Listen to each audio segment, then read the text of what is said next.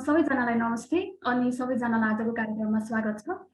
आज हामी वादी आन्दोलनका 12 वर्ष निरन्तर प्रतिरोधमा नयाँ पुस्ता भन्ने विषयमाथि छलफल गर्दैछौँ। यो छलफलमा वादी समुदायले गरेको विभिन्न आन्दोलनका मागहरू र त्यसलाई राज्यले कसरी लिएको छ, कसरी सम्बोधन गरेको छ र समग्रमा वादी समुदायको अवस्था कस्तो छ, उनीहरूको हक अधिकारको अवस्था कस्तो रहेको छ भन्ने विषयमा आज हामी छलफल गर्छौँ। भर्खरै गएको फागुन 10 गते वादी समुदायले आफूलाई खेती गर्न स्थायी लाल पूर्जा सहितको जमिन, त्यसैगरी बस्नको लागि घर र रोजगारी लगायतका विभिन्न मागहरू राख्दै फागुन 10 गतेदेखि सुर्खेतको वीरेन्द्रनगर स्थित मुख्यमन्त्री कार्यालय अगाडिको चौरमा धरनामा बसेको थियो।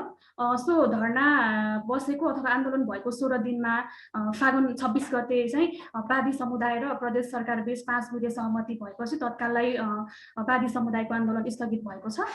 यसअघि पनि 2062-63 को आन्दोलनपछि 2064 सालमा वादी समुदायले 48 दिने शान्तिपूर्ण आन्दोलन गरेको थियो। त्यो बेला पनि जग्गा जमिन, शिक्षा, स्वास्थ्य लगायत 26 बुँदे माग राखेर वादी समुदाय आन्दोलनमा उत्रिएको थियो।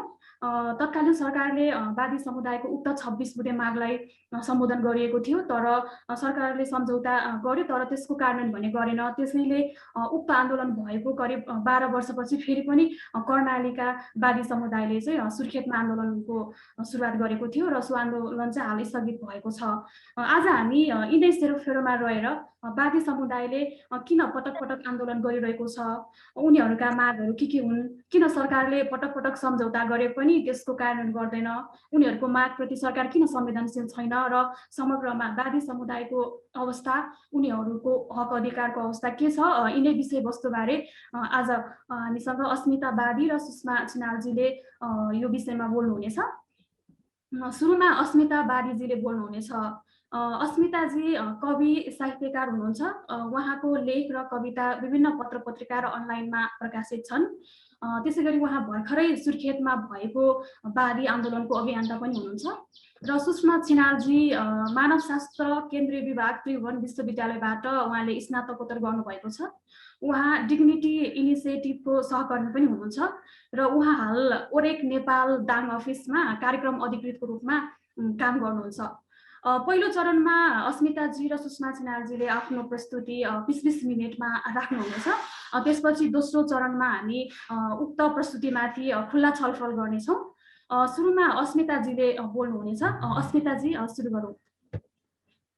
धन्यवाद सञ्जिला तामाङ हजुरलाई अनि आजको यस बसाइमा उपस्थित हुनुभएका मेरा सम्पूर्ण अग्रज अनि यो मार्टिन चौतारीले म हार्दिक स्वागत नमस्कार टक्र्याउन चाहन्छु। अनि आजको यस मार्टिन चौतारीको बसाइमा 12 वर्षको यो निरन्तर हाम्रो सङ्घर्षमा वादी युवाहरू लगायत युवाको अवस्था कस्तो छ भन्ने अथवा हाम्रो आन्दोलनको विषयमा जानुभन्दा पहिला त्योभन्दा पहिला चाहिँ वादीहरू को हुन् भन्ने विषयमा जान्नु आवश्यक छ जस्तो लाग्छ मलाई। त्यो भएको कारणले गर्दा वादीहरू को हुन् भन्ने विषयमा अलिकति थोरै बोल्न चाहे। वादी समुदाय एक सीमान्तकृत समुदाय, एकदम पिछडिएको समुदाय हो जो नेपालको 74 जिल्लाहरूमा छरिएर बसेका छौँ। हामी 74 वटा जिल्लामा छरिएर बसिरहेका छौँ। अनि म चाहिँ सुर्खेत जिल्लाबाट अनि म चाहिँ अस्मिता वादी तपाईहरूले चिनिसक्नुभयो। अनि वादी भन्ने बित्तिकै हामी सामाजिक क्षेत्रमा, शैक्षिक क्षेत्रमा, आर्थिक क्षेत्रमा र राजनीतिक क्षेत्रमा एकदमै पिछडिएको एउटा सीमान्तकृत एकदम धेरै विपन्न वर्गमा पर्दछौँ। अनि वादीहरू पछाडि पारिएकै कारणले गर्दाखेरि हामीले विभिन्न समयमा विभिन्न आन्दोलनहरू गर्दै आएका तपाईहरूलाई अवगतै छ। अनि वादी चाहिँ किन भनेको भन्दाखेरि वादी भनेको चाहिँ वाद्यवादनका सामग्रीहरू बनाउने होइन, अनि वाद्यवादक अथवा बाजाहरू बनाउने गरेको कारणले गर्दाखेरि हामीलाई वादी भनिएको हो। तर पछिल्लो समयमा हामीलाई समाजबाट वादी भनेर एकदमै धेरै हेपाइ चेपाइको अवस्था सहनु परेपछि हामीले समाजमा मात्र नभएर राज्यसँग मात्र नभएर समाजमा पनि निकै सङ्घर्ष गर्नु परेको अवस्था छ। वादी भएकै कारणले हामी पछाडि पारेको हौँ कि कतै, अथवा हामी सक्षम छैनौँ कि किन चाहिँ हामी यही राज्यको नागरिक हुँदाहुँदै पनि पछाडि पारियौँ भन्ने कुराहरूले गर्दाखेरि अनि आजको यस बसाइमा चाहिँ वादी भनेको कुराहरू तपाईँले बुझ्नुभयो भने यो 12 वर्ष मात्र नभएर वादी आन्दोलन त पहिलेदेखि नै भएको हो हैन। अहिलेको 72, 73, 74 सम्म त हाम्रो लागि कुनै पनि सम्बोधन छैन, हामी वादी हौं, हामी राज्यको नागरिक हौं भन्ने सरकार र सरकारवालाहरूले चासो नदिएको कारणले गर्दाखेरि हाम्रो आन्दोलनहरू निरन्तर रूपमा जारी छन्, भएका थिए, भइरहेका छन्। र यदि अझै पनि हाम्रो कुराहरू, हाम्रो मागहरू सरकारले नसुनेको खण्डमा हामी फेरि पनि आन्दोलनमा उत्रनेछौँ हैन। अनि वादी भन्ने बित्तिकै समाजले धेरै हेप्यो हैन, समाजले पनि हेप्यो, राज्यले पनि हेप्यो। अब हामीले त्यसरी सोच्यो भने हामीले दुई किसिमको लडाइँहरू लडिरहेका छौँ अहिले समाजमा हैन। एउटा समाजमा हामी आत्मसम्मानको लडाइँ लडिरहेका छौँ, किनकि म पनि मान्छे हो हैन। मान्छेहरूले समाजमा अब मन्दिरमा, पार्टी पौवामा, धारामा रोक्दाखेरि हामीलाई मन खिन्न हुन्छ नि। जस्तो अब अहिले लकडाउनको कुरा गरौँ हैन, दूरी कायम गर्नुपर्ने अवस्था छ नि त अहिले हैन। यो दूरी मेन्टेन गर्नुपर्छ, डिस्टेन्स मेन्टेन गर्नुपर्छ, मान्छेलाई छुन नहुने जुन कुरा छ। लकडाउनमा मान्छेलाई छुन नहुँदाखेरि कतिपय मानिसहरूलाई उकुस मुकुस भएको फिल भयो होला के, तर त्यो चाहिँ हामीले महसुस गरेनौँ, किनभने त हामीले वर्षौंदेखि त्यही कुरा भोग्दै आएका छौँ के समाजमा। हामी मान्छे भएर हामीले मान्छेलाई छुन नहुने अवस्था छ हैन। मान्छे भएर मान्छेको घरभित्र जान नसकिने, मन्दिरमा जान नसकिने, पानी पँधेरोमा जान नसकिने, हामीले छोएको खान नहुने, हामी अछुत भनेर त्यस्तो धेरै कुराहरू हेपाइ-चेपाइहरू हामीले सहँदै आयौँ हैन। त्यो रह्यो हाम्रो सामाजिक पक्ष हैन। हामीले समाजमा त्यो भोग्नु परेको कुराहरू, हामीले समाजमा सहनु परेको त्यो पक्ष चाहिँ त्यो चाहिँ हाम्रो आत्मसम्मानको लडाइँ भयो हैन। अनि त्यसै गरी हामीले राज्यसँग पनि विभिन्न लडाइँहरू लडिरहेका छौँ, वर्षौंदेखि लडिरहेका छौँ, पहिलेदेखि नै लडिरहेका छौँ हैन। अनि राज्यबाट हामी एक हिसाबले बहिष्कार नै भएको जस्तो फिल गरिरहेको छौँ कि, जस्तो हामी समाजको हिस्सा नै होइनौँ, यो राज्यको नागरिक नै होइनौँ भनेर त्यसरी राज्यले हामीलाई बहिष्कार गरेको जस्तो अनुभूति भइरहेको छ हैन। यस कारणले गर्दा वादी समुदायहरू वर्षौं पहिले पनि सङ्घर्षमा उत्रिन बाध्य भएका छन् आफ्नो आत्मसम्मानको लागि। हामी पनि छौँ है, हामी पनि यही देशको नागरिक हौं, हामीले पनि भोट हालेका छौँ भनेर हामीले राज्यसँग सङ्घर्ष गरिरहेका छौँ हैन। अनि यसरी सङ्घर्ष गर्ने क्रममा राज्यसँग पनि थुप्रै कुराहरू हामीले जुन बेलाको सङ्घर्षको लडाइँ किन नहोस् हैन, हामीले वर्षौं पहिला 2064-65 भन्दा पहिला पनि हामीले सङ्घर्ष गरेको कुराहरूलाई हेर्ने हो भने त्यतिखेरको सङ्घर्षमा पनि हामीले खाली आफ्नो घाँस बाँस कपास अथवा छाना नाना र खानाको लागि मात्र हामीले सङ्घर्ष गरेको थियौँ हैन। हाम्रो उद्देश्य जुनसुकै सङ्घर्षको मेन उद्देश्य भनेको हामीलाई खेतीयोग्य जमिन, हामीलाई बसोबासको लागि घर हैन, बस्नका लागि घर जमिन अनि खानाको लागि घाँस होस्, हामीले उब्जाउन सकौँ भन्ने हिसाबले हामीले वर्षौंदेखि लडाइँ गरिरहेको अवस्था छ। जुनसुकै लडाइँको इतिहास र सारांशलाई तपाईँले हेर्नुभयो भने त्यसको मेन पोइन्ट भनेको, मुख्य माग भनेको खेतीयोग्य जमिन अथवा जमिन घाँस बाँस र कपासको लागि मात्र रहेको छ। जुनसुकै लडाइँको इतिहासलाई हेर्नुभयो भने पनि त्यसमा घाँस बाँस कपास आइ नै हालेको छ हैन। अब यो आन्दोलनका 12 वर्षकै कुरा गर्दा हामी यस बीचमा यो आन्दोलनको 64-65 भन्दा अगाडि के भयो त्यति धेरै मलाई ज्ञान छैन हैन। 64-65 को आन्दोलनमा पनि हामीले हाम्रो 23 जिल्लाको वादीहरू उक्त आन्दोलनमा सामेल हुनुहुन्थ्यो हैन, जहाँबाट 23 जिल्लाका वादी युवाहरू उपस्थित हुनुहुन्थ्यो, जसको नेतृत्व चाहिँ उमादेवी वादीजीले गर्नुभएको थियो।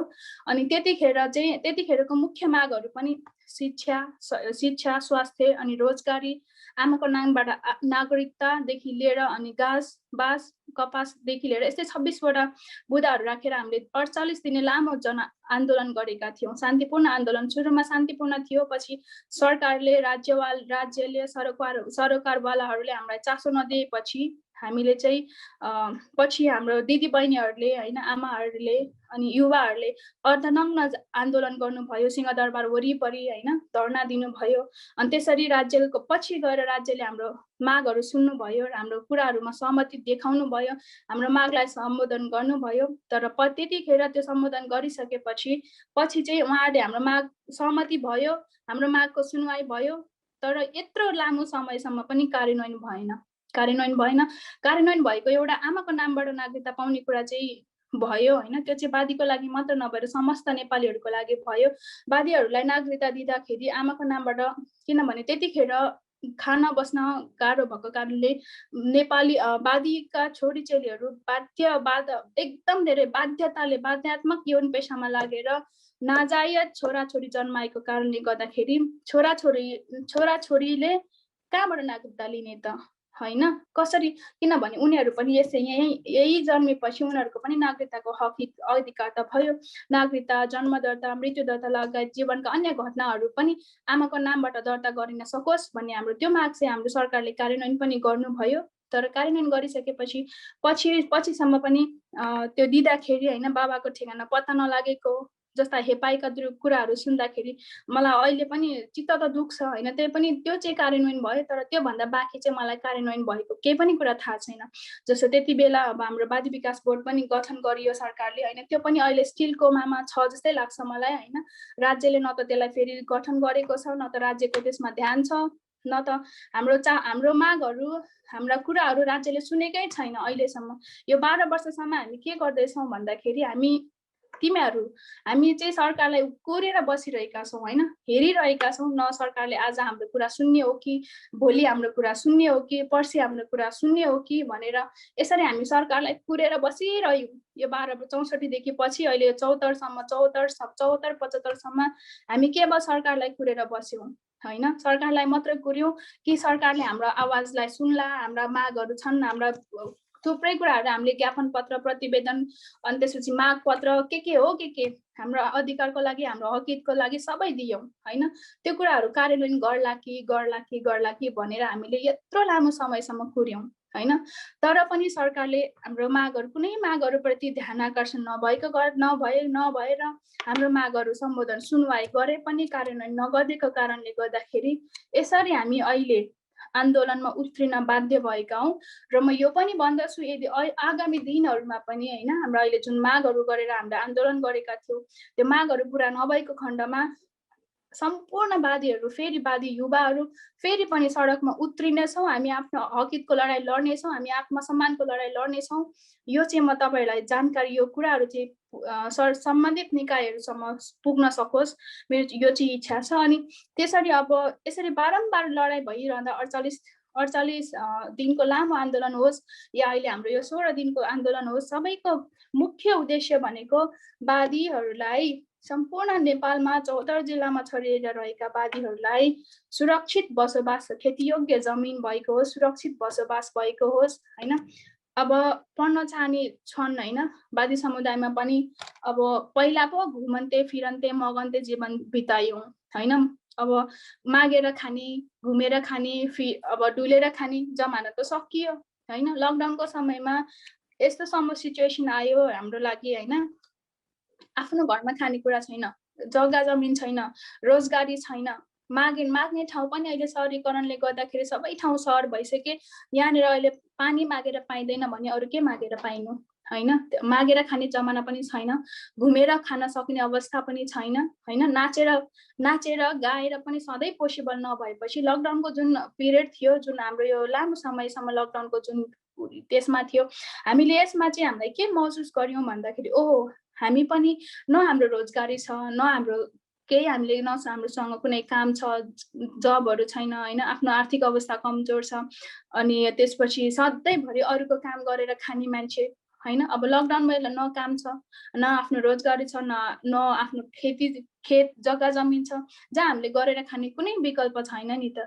त्यसपछि हामीले कयौं रात भोकै बिताउनु परेको अवस्थाहरू पनि छन् हैन नेपालमा अझै पनि धेरै वादी समुदायमा यस्तो मान्छेहरू छन् हैन जस्तो तपाई कर्णाली प्रदेशको जाजरकोट अनि रोल्पा रुकुम डोल्पातिर जानुभयो भने वादीहरूलाई भात खानका लागि दशैं आउनु पर्छ मागेर पुग्दैन अनि यसरी यो समयमा अब हाम्रो अहिलेको समयमा जग्गा त नभई नहुने रहेछ भन्ने कुरा हामीले महसुस गरेका कारणले गर्दाखेरि पनि त्यतिखेरदेखि नै हामीले मागेको मुख्य कुरा भनेको जग्गा जमिन हो खेतीयोग्य जग्गा जमिन जसले गर्दा हामीलाई आफ्नो परिवार पाल्न पुगोस् आफ्नो परिवार धान्न पुगोस् हामीले बाहिरतिर डुलेर खान नपरोस् मागेर खान नपरोस् हामी आफ्नो पाखुरा चलाएर जग्गा जमिनमा केही रोपेर हैन फलाएर कृषि गरेर खान सकौं भनेर हामीले त्यो माग थियो। त्यतिखेर 64 मा पनि पुरा भएन। अहिले फेरि हाम्रो यो 74 को जुन आन्दोलन भयो त्यसमा पनि यही माग हो। हाम्रो मेन उद्देश्य चाहिँ हाम्रो खेतीयोग्य जग्गा जमिन सम्पूर्णवादी कर्णाली प्रदेश मात्र नभएर नेपाल अधिराज्यका 74 जिल्लामा छरिएर रहेका वादीहरूलाई खेतीयोग्य जग्गा जमिन उपलब्ध गराइयोस् भन्ने विषय हाम्रो मुख्य बुदामा रहेको छ भने अनि वादीका जति पढ्न चाहनुहुन्छ उहाँहरूलाई पनि उच्च शिक्षा, चाहे इन्जिनियरिङ सेक्टर होस्, चाहे MBBS होला हैन, ल होला, कुनै पनि सेक्टरको एजुकेसन उच्च शिक्षा चाहिँ फ्रीमा होस् हैन। किन भन्दाखेरि हामी पढ्न सक्दैनौँ। अब पढ्न सक्दैनौँ मतलब हाम्रो त्यो लेभलमा गएर पढ्न सक्ने हाम्रो आर्थिक क्षमता छैन। हाम्रो आर्थिक अवस्था एकदमै कमजोर भएको कारणले गर्दा कतिपटक हामी पढ्न चाहँदै पनि पछि पारिनु परेको अवस्था छ। जसले गर्दा चाहिँ हामी सधैँभरि थिचोमिचोमा परेका थियौँ र अहिले पनि शिक्षाको कारणले पछाडि नै पारिँदैछौँ के शिक्षा छैन हामीसँग हैन। त्यो कारणले गर्दाखेरि पढ्न चाहँदै पनि हाम्रो त्यहाँसम्म पहुँच नै पुग्दैन के। कसरी पढ्ने? घरमा खानालाई चामल छैन, घरमा चामलको भात खाना दसैँ कुर्नुपर्छ, साँझ बिहानको खाना हातमुख चोर्नलाई दिनभरि काम गर्नुपर्छ। अनि हामीले उच्च शिक्षा चाहिँ कसरी हासिल? अनि त्यसले गर्दाखेरि चाहिँ हामीलाई एकदम धेरै गाह्रो भएको कारणले गर्दा हामीले चाहिँ जग्गा जमिन, खेतीयोग्य जग्गा, त्यसपछि उच्च शिक्षा फ्री होस् हैन लगायतका 5 वटा बुदाहरू हामीले जस्तो उच्च शिक्षा फ्री होस् अनि योग्यता अनुसारको रोजगारको व्यवस्था गरियोस् हैन। अनि त्यसपछि वादी कोटा भनेर चाहिँ कुनै पनि लोकसेवा लगायतका अन्य क्षेत्रहरूमा कुनै जुनलाई कोटा दिनुहुन्छ उहाँहरूले चाहिँ वादी कोटा भनेर छुट्याइदिनु भएको होस्। किन भन्दा दलित कोटा मात्र भन्दाखेरि हामी त्यो दलित भित्र मात्रै पनि परेन। दलित भित्र पनि अब हुनुहुन्छ धेरै मान्छेहरू हुनुहुन्छ नि त, किनभने उहाँहरू हामीभन्दा माथि हुनुहुन्छ, हामीभन्दा अलि धेरै पढेको, जान्ने बुझ्ने हैन, पावर पैसा भएको पनि त हुनुहुन्छ नि त दलित भित्र पनि। त्यो कारणले गर्दाखेरि हाम्रो पहुँच नपुगेको कारणले अब जुनसुकै निकायमा पनि जसले कोटा दिनुहुन्छ, जस्तो लोकसेवादेखि लिएर अन्य निकायहरूमा पनि वादी कोटा छुट्टै होस् भनेर हामीले माग राखेर हामीले आन्दोलन गरेका थियौँ। हाम्रो यो 10 गतेबाट आन्दोलन सुरु भएको थियो। फागुन 10 गतेदेखि हाम्रो आन्दोलन सुरु भएको थियो। झन्डै 26 गते हाम्रो सहमति भयो। सरकारले हाम्रो यहाँको मन्त्री परिषद र हाम्रो टिम बीच सहमति भयो, जसमा उहाँहरूले हाम्रो मागलाई सम्बोधन गर्नुभएको छ, सुनवाई गर्नुभएको छ र उहाँले अब चाँडै नै पुरा गर्ने प्रतिबद्धता पनि जनाउनु भएको छ। यसमा चाहिँ हामी एकदम धेरै खुसी छौँ। उहाँहरूले हाम्रो कुराहरू सुन्नु भएको छ। तर अब आशा गरौँ उहाँहरूले चाँडै कार्यान्वयन गर्नुहुन्छ भन्ने, किनभने 48 मा पनि त्यस्तै कुराहरू भएको थियो, 64 मा पनि भएको थियो, त्योभन्दा पहिलाको आन्दोलनहरूमा पनि भएको थियो। तर यसपालि चाहिँ केही हुन्छ कि भन्ने कुरा चाहिँ हामीले विश्वास गरेका छौँ हैन। अब यसरी हाम्रो यो आन्दोलनको कुरा चाहिँ हाम्रो यसरी कर्णाली प्रदेश मात्र सीमित नभएर सम्पूर्ण साथीहरूले हामीलाई सहयोग गर्नुभयो। हामी सफल भयौँ, हाम्रो कुरा सरकार समक्ष पुगेको छ। अब आगामी दिनहरूमा पनि उहाँहरूले अब हाम्रो कुरालाई चाँडै कार्यान्वयन गरेर हामीलाई एउटा यही देशको नागरिक हौँ अथवा हामी पनि अरू सरह छौँ, हामी पनि नागरिक हौँ भन्ने हामीलाई एउटा स्थान दिन्छ होला। हाम्रो यो अस्तित्वको लडाइँमा, आत्मसम्मानको लडाइँमा हाम्रो सरकार हाम्रो साथ दिन्छ भन्ने आशा गरेका छौँ। धन्यवाद। धेरै धन्यवाद अस्मिताजीलाई। अब सुषमाजी।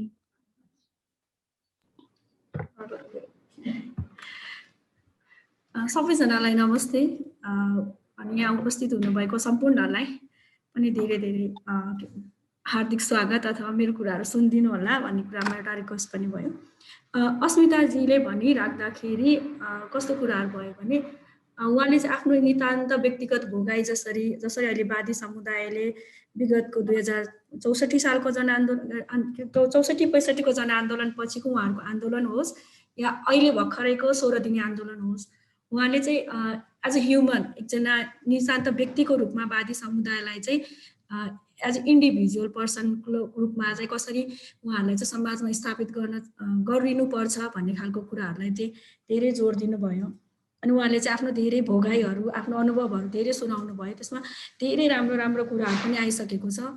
हामीले चाहिँ यसो हेर्दा एउटा मानवशास्त्रको विद्यार्थीको आँखाले र एउटा महिला अधिकार कर्मीको आँखाले हेर्दाखेरि सुरुमा एज अ एन्थ्रोपोलोजी स्टुडेन्टको रूपमा चाहिँ मैले वादी समुदायलाई चाहिँ कसरी नेपालको समाजमा अथवा एउटा सामाजिक पर्सेप्सन भनौँ, एउटा सोसल पर्सेप्सनमा चाहिँ कसरी लिइन्छ अथवा कुन तरिकाले चाहिँ हामीले चाहिँ वादीलाई बुझ्छौँ भन्दा कुनै पनि व्यक्ति अथवा कुनै पनि व्यक्तिको अगाडि हामीले वादी या वादी समुदायको महिलाको नाम लियो भने उहाँहरूले चाहिँ एक किसिमको अनुहारको त्यो एक्सप्रेसन चाहिँ चेन्ज गर्नुहुन्छ।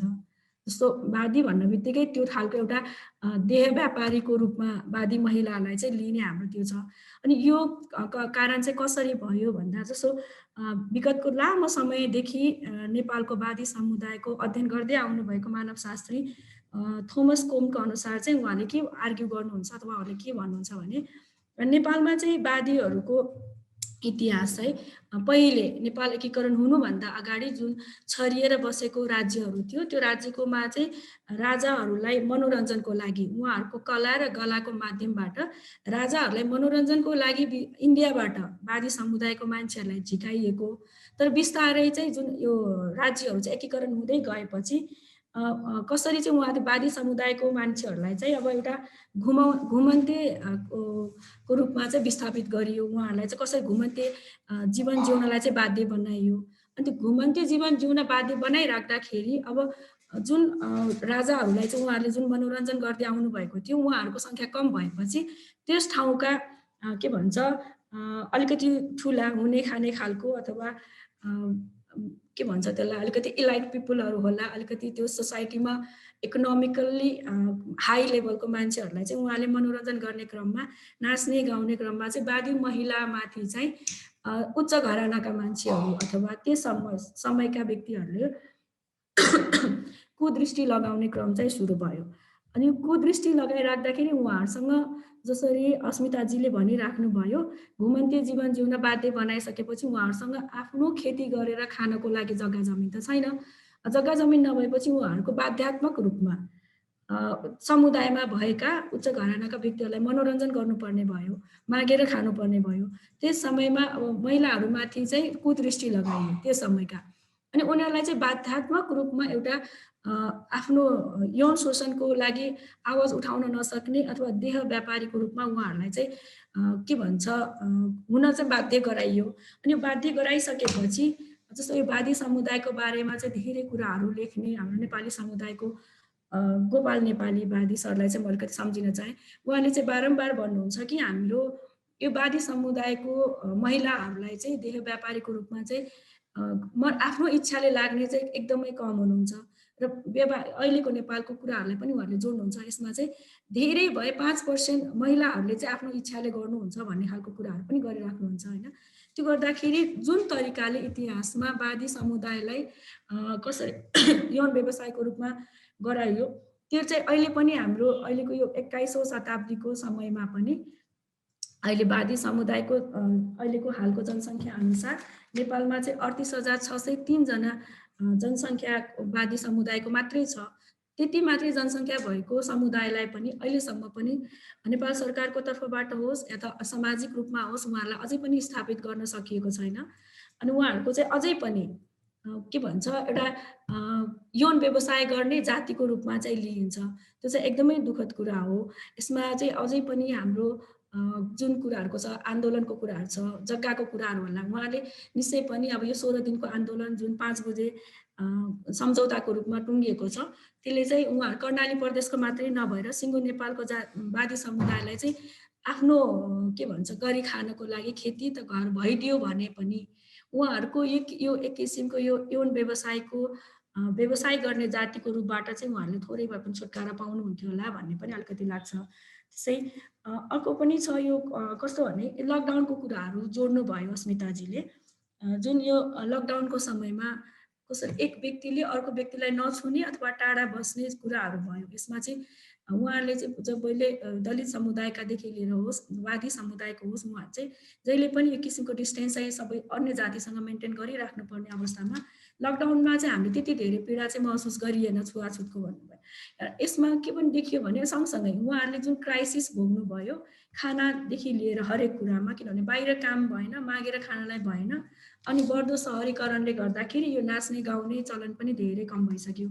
यसले गर्दाखेरि यो सुर्खेतमा मात्रै सुर्खेतमा मात्रै हो 3 जना वादी समुदायको व्यक्तिहरूले चाहिँ खान नपाएकै कारणले चाहिँ उहाँहरूको मृत्यु भएको हो भन्ने कुरा चाहिँ हाम्रो यो अहिले के भन्छ यो 16 दिने आन्दोलनको अभियन्ताको रूपमा काम गर्दै आउनुभएको हिक्मत बादीले पनि दाबी पनि गरिराख्नु भएको छ होइन। यो पनि एकदमै यो वादी समुदायको चित्रण गर्ने कुरा हो। उहाँ चाहिँ अहिले कस्तो अवस्थामा हुनुहुन्छ त अहिलेको 21औं शताब्दीमा पनि त्यति बेलादेखि अहिलेसम्म कसरी वादी समुदायलाई र उहाँहरूको सङ्घर्षलाई चाहिँ कसरी पछाडि पारिएको छ भन्ने कुरा भयो।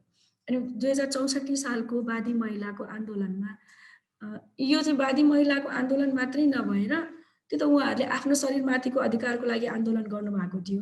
त्यो चाहिँ समस्त नेपालमा जुन भइरहेको महिला आन्दोलन छ त्यो आन्दोलनले समेट्न पर्ने हो भन्ने खालको कुरा चाहिँ लाग्छ है। किनभने अब वादी महिलाहरूले मात्रै होइन नि त सम्पूर्ण महिला दिदीबहिनीहरूले चाहिँ आफ्नो शरीरमाथि आफ्नो अधिकार पाउनको लागि जुन सङ्घर्ष गरिराख्नु भएको छ विगतको लामो समयदेखि।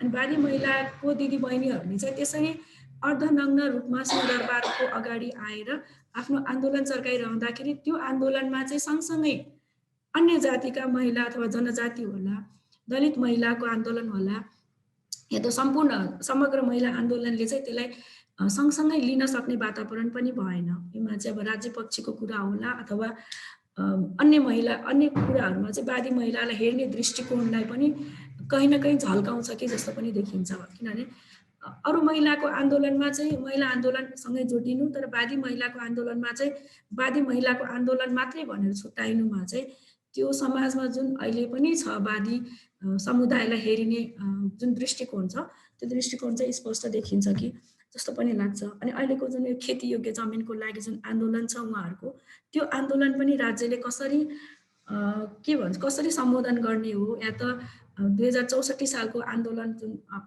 26 बुधे जुन सम्झौता भएको थियो 48 दिनको आन्दोलनमा, त्यो आन्दोलनपछि पनि वादी समुदायको स्थापनाको लागि उहाँहरूलाई स्थापित गर्नको लागि समाजमा उहाँहरूको शिक्षा हरेक कुराको आवश्यकतालाई पुरा गर्नको लागि जुन उदासीनता देखिन्छ राज्य पक्षको, अहिलेको यो 16 दिने आन्दोलन पनि त्यो उदासीनता चाहिँ नदेखियोस् भन्ने लाग्छ। सँगसँगै सरी मेरो चाहिँ अलिकति घाँटीमा प्रब्लम छ।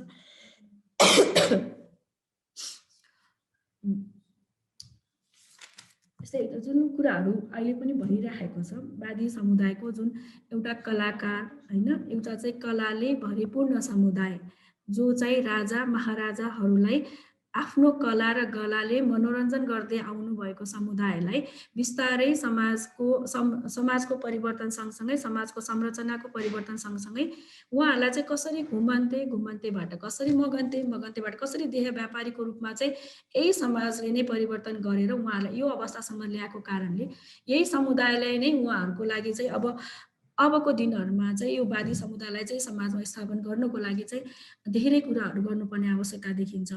जस्तो अब अस्मिताजीले कति राम्रोसँग भन्नुभयो आफ्नो कुराहरू, हामीले चाहिँ त्यो त्यो महसुसै गरेनौँ। लकडाउनको बेलामा चाहिँ हामीलाई त्यो भेदभाव नै महसुस भएन, किनभने हामीले वर्षौँदेखि त्यो भेदभाव भोगिरहेका छौँ। एउटा व्यक्तिले अर्को व्यक्तिलाई छुनु हुँदैन भन्ने भेदभाव भोगिरहेका छौँ। अझ वादी समुदायलाई चाहिँ अझ दलित आन्दोलनभित्र पनि त्यति धेरै घुसिएको मानिँदैन।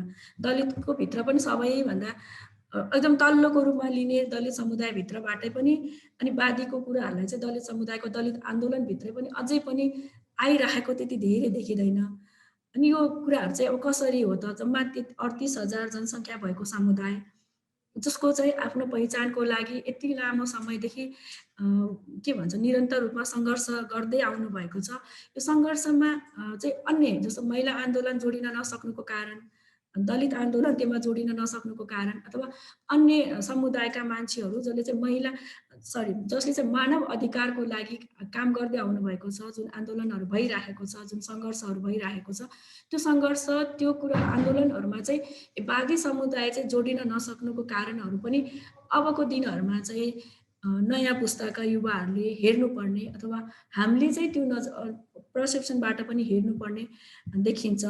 यो तरिकाले हामी चाहिँ अब बिस्तारै गर्दै गयो भने सायद होपफुल्ली अब वादी समुदायमा पनि अन्य समुदायको जसरी भन्न त त्यति चाँडै हुँदैन, किनभने दलित समुदायको आन्दोलनको इतिहास यति लामो छ। अझै पनि नेपालमा अझै पनि त्यो दलित समुदायलाई दिने पहिचान र उहाँहरूलाई हेर्ने नजरमा त्यति धेरै परिवर्तन भएको देखिँदैन। प्रत्यक्ष रूपमा नभए पनि अप्रत्यक्ष रूपमा चाहिँ विभेद हरेक दिन भइरहेको हुन्छ, हरेक ठाउँमा भइरहेको हुन्छ। त्यस्तै अझ त्योमा पनि अझ वादी समुदायलाई हेर्दा त्योभित्र पनि वादी समुदायको महिलाको अवस्थालाई हेर्दाखेरि उहाँहरूलाई चाहिँ अझै पनि गालीको रूपमा प्रयोग गरिन्छ टिपिकल्ली। अझ म दाङकै हो, दाङकै वासी भएको भएर मेरो घरको नजिकै अर्को गाउँमा चाहिँ वादी समुदायको बस्ती पनि थियो। अहिले पनि त्यो बस्ती छ, तर उहाँहरूको चाहिँ अहिले त्यो व्यवसायहरू त्यो सहरीकरण भएको कारणले त्यति स्पष्ट देखिँदैन। सबैजनालाई थाहा छ होला, दाङको पक्रैया भन्ने ठाउँमा चाहिँ वादी बस्ती हो, त्यो चाहिँ खोलाको किनारमा भएको बस्ती। अनि सानोमा हामीले सानो सानो हुँदाखेरि उहाँहरूको नाच हेर्न जान घरको तिहारहरूको बेलामा, चाडबाडको बेलामा, दसैँको बेलामा गाउँको ठुला मान्छेहरूको घरमा आएर उहाँहरू 2-3 दिनसम्म रात दिन नाच्ने र त्यो नाचे बापत उहाँहरूले के कोसेलीहरू लिएर जाने अथवा त्यसरी आफ्नो जीवन जिएको पाइन्थ्यो भने। अनि हामी त्यो बच्चा बेलामा चाहिँ वादी अथवा वादी समुदायको महिला भन्न बित्तिकै एक किसिमको समाजले हेर्ने नजर चाहिँ धेरै फरक थियो। अझै पनि देखिन्छ, अझै पनि त्यति धेरै परिवर्तन भएको त देखिँदैन।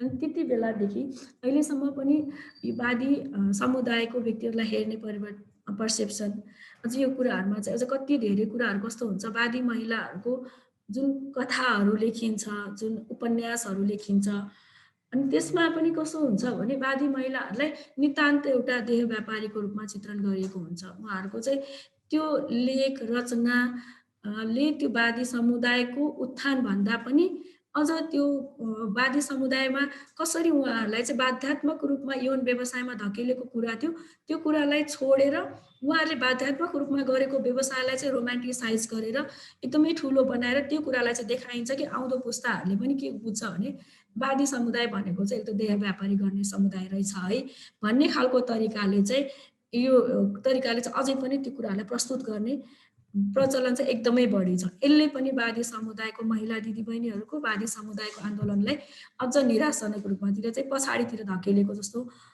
मेरो महसुस हुन्छ। मेरो अध्ययनको आधारमा चाहिँ मलाई त्यस्तो महसुस पनि लाग्छ।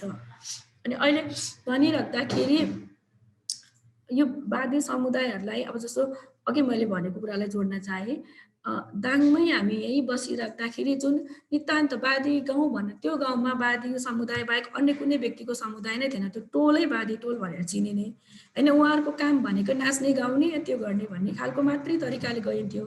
तर त्यो बेलामा चाहिँ त्यो अवस्थामा चाहिँ उहाँको त्यो बच्चाहरूले पढ्ने कुराहरू होला, हरेक कुराहरूलाई चाहिँ यति नेग्लेक्टको रूपमा लिइने अथवा एउटा गालीको रूपमा लिने। कुनै समुदायको बच्चाहरूले चाहिँ केही गल्ती गर्यो भने कस्तो वादीको बच्चा जस्तो भनेर गालीको रूपमा लिइन्थ्यो। जुन चाहिँ त्यो यो गालीको रूपमा लिनाले चाहिँ अहिले मात्र त्यो कुराहरू चाहिँ के महसुस हुन्छ भने कसरी हाम्रै समाजले यही समाजले जसरी त्यो वादीको कला अथवा उहाँहरूको क्षमतालाई भन्दा पनि उहाँलाई चाहिँ बाध्यात्मक रूपमा गराइएको कामलाई चाहिँ बढी ध्यान दिएर त्यो कुरामा चाहिँ उहाँहरूलाई अझ पछाडि धकेल्ने काम चाहिँ भइरहेको छ। योमा चाहिँ जस्तो बदलिदो समाज सँगसँगै कुनै पनि जनसमुदायको अथवा कुनै पनि समुदायको चाहिँ के भन्छ सकारात्मक रूपमा परिवर्तन हुनुभन्दा पनि अहिलेको हाम्रो यो विकासले सँगसँगै जुन कलाको कुराहरू होला होइन, हाम्रो सिर्जनाको कुराहरू होला, इतिहासमा लेखिएका कुरा जुन वादीको इतिहास के हो भन्ने कुरालाई चाहिँ कुनै पनि तरिकाले चाहिँ लेखिएको कतै पनि पढिएको केही पनि देख्दैन। मेरो अध्ययनको अनुसार मैले एकजना मात्रै मानवशास्त्री र नेपालको एकजना मात्रै अध्ययनकर्ता, यो दुईजनाको मात्रै अलिकति यसमा चाहिँ ध्यान गएको जस्तो मात्रै लाग्छ कि वादीको इतिहास के हो त, वादीहरू कसरी आए भन्ने कुरा। तर यसमा लेखिएको होला, मलाई जानकारी नभएको होला, तर धेरै जसोहरूको लेखहरू पढ्दाखेरि चाहिँ के देखिन्छ भने वादी समुदायको महिलाहरूले चाहिँ देह व्यापार गर्थे, यस्तो हुन्थ्यो, यो हुन्थ्यो, त्यो हुन्थ्यो भन्ने खालको कुरालाई मात्रै देखाइएको हुन्छ। त्यही भएर अझै पनि हामीले चाहिँ वादी समुदायलाई बुझ्ने अथवा वादी समुदायको इतिहास के हो त, वादी समुदायहरूलाई चाहिँ यो देह व्यापारमा कसरी पुर्याइयो अथवा उहाँहरूको चाहिँ अहिलेको अवस्था कसरी भयो भन्ने कुरामा चाहिँ एकदमै बढी ध्यान दिएर त्यो कुरामा चाहिँ बढी गहन रूपमा सोचेर चाहिँ उहाँहरूको बारेमा बोल्नु अथवा अध्ययन गर्नु अथवा केही कुरा लेख्नु अगाडि वादी समुदायको बारेमा लेख्नु बोल्नु, एउटा अध्ययनकर्ताको रूपमा एउटा राइटरको रूपमा लेख्नु अथवा कुनै ठाउँमा अभियन्ताको रूपमा बोल्नु बेलामा चाहिँ वादी समुदायको इतिहास के त, उहाँहरूको चाहिँ अहिलेको अवस्थामा अवस्था हुनुमा चाहिँ हाम्रो समाजको भूमिका के छ त र उहाँहरूलाई अहिलेसम्मको अवस्थामा के कारणले पुर्याइयो भन्ने अवस्थामा चाहिँ सोच्न अलिकति सबैजनाले आवश्यक छ जस्तो लाग्छ। त्यति भन्दै मेरो प्रस्तुति यही टुङ्गाएँ। थ्याङ्क यू सबैजनालाई, धन्यवाद। हस्, धेरै धेरै धन्यवाद सुषमाजीलाई। अब हाम्रो खुला छलफलको समय भएको छ। यो समयमा सहभागी साथीहरूले सुषमाजी र अस्मिताजीको प्रस्तुतिमाथि केही जिज्ञासा भए अथवा प्रश्न भए, टिप्पणीहरू भए यहाँहरूले राख्न सक्नुहुनेछ। च्याट बक्समा पनि लेख्न सक्नुहुनेछ अथवा रेज ह्यान्डको अप्सन प्रयोग गरेर म बोल्छु भनेर पनि यहाँहरूले सङ्केत गर्न सक्नुहुन्छ। अहिले चाहिँ मेरो प्रश्न चाहिँ यहाँहरू दुवैजनालाई, जस्तो 2048 सालदेखि अनि 2064 र 2077 सालसम्म आइपुग्दाखेरि चाहिँ वादी समुदायले चाहिँ पटक पटक आन्दोलन, आफ्नो माग, आफ्नो हक अधिकारको लागि चाहिँ पटक पटक आन्दोलनहरू गरिराखेको छ। तर पनि अझै पनि राज्यले चाहिँ यहाँहरूको माग सुनेको, त्यो मागप्रति चाहिँ संवेदनशील नदेखिएको जस्तो देखिन्छ। यस हिसाबले हेर्दाखेरि चाहिँ यहाँहरूले यस्तरी पटक पटक आन्दोलन गर्नु पछाडिको अवस्था कसरी आयो अथवा कसरी आयो भन्ने के लाग्छ र फेरि पनि अहिले भर्खरै जुन सहमति भएको छ सरकारसँग, त्यो सहमति यदि कार्यान्वयन नभएको खण्डमा यहाँहरूको अबको कार्यनीति अथवा अबको आन्दोलनको ढाँचा अथवा अब कसरी अगाडि बढ्ने भन्ने सन्दर्भमा चाहिँ के योजना छ, त्यही मेरो प्रश्न यहाँ दुईजनालाई। अस्मिताजीबाट सुरु गरौँ न।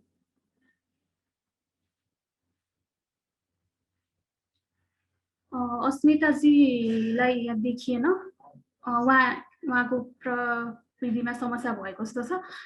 सुषमाजी, तपाईँ यसमा के भन्न चाहनुहुन्छ? विगतको आन्दोलन अथवा अहिलेको आन्दोलनमा जुन 48 दिनको लामो आन्दोलन सँगसँगै 26 बुँदे मागको कुराहरू, 26 बुँदे सम्झौताको कुराहरू थियो। त्यो 26 बुँदे सम्झौताहरू चाहिँ कतै पनि लागू भएको अथवा त्यो कुरालाई चाहिँ राज्यले एकदमै सिरियस भएर अथवा राज्यले अलिकति ध्यान दिएर त्यो पक्षमा काम गरेको त देखिँदैन हैन। त्यो त सबैलाई जानकारी नै छ।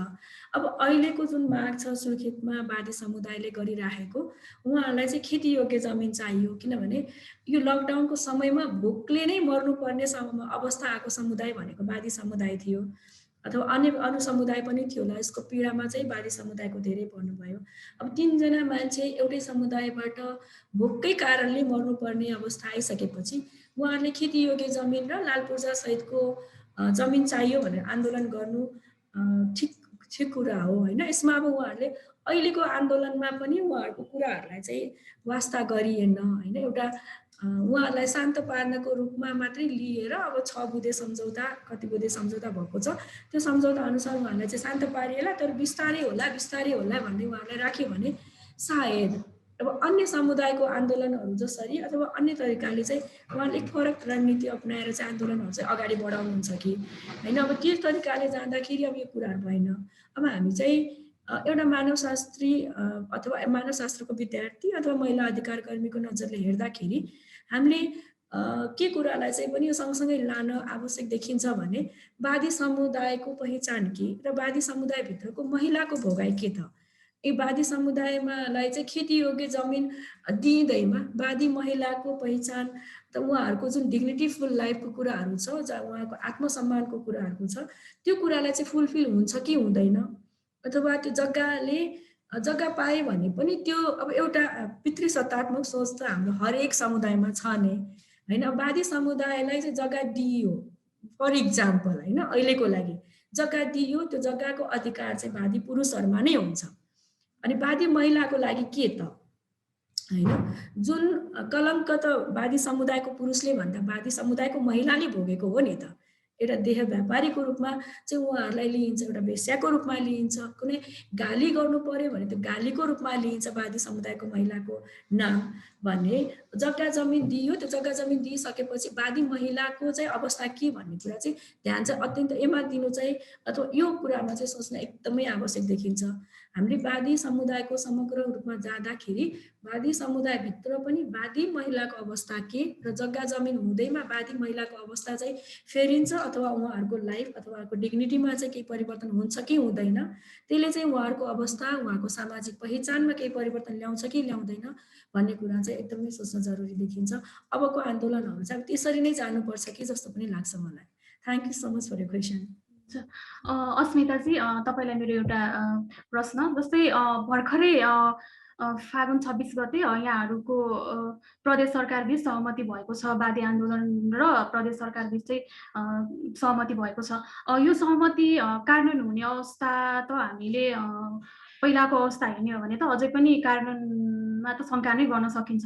त्यो हिसाबले चाहिँ तपाईँहरू एउटा युवा आन्दोलनमा युवा भएको नाताले अथवा त्यस युवा आन्दोलनमा सहभागी हुनुभएको नाताले चाहिँ यो तपाईँहरूको माग फेरि पनि कार्यान्वयन भएन भने चाहिँ अबको दिनमा चाहिँ यहाँहरूको कार्ययोजना यहाँहरू कसरी अगाडि बढ्नुहुन्छ अथवा कसरी अगाडि बढ्ने सोचिराख्नु भएको छ, त्यो बारेमा अलिक बताइदिनु न।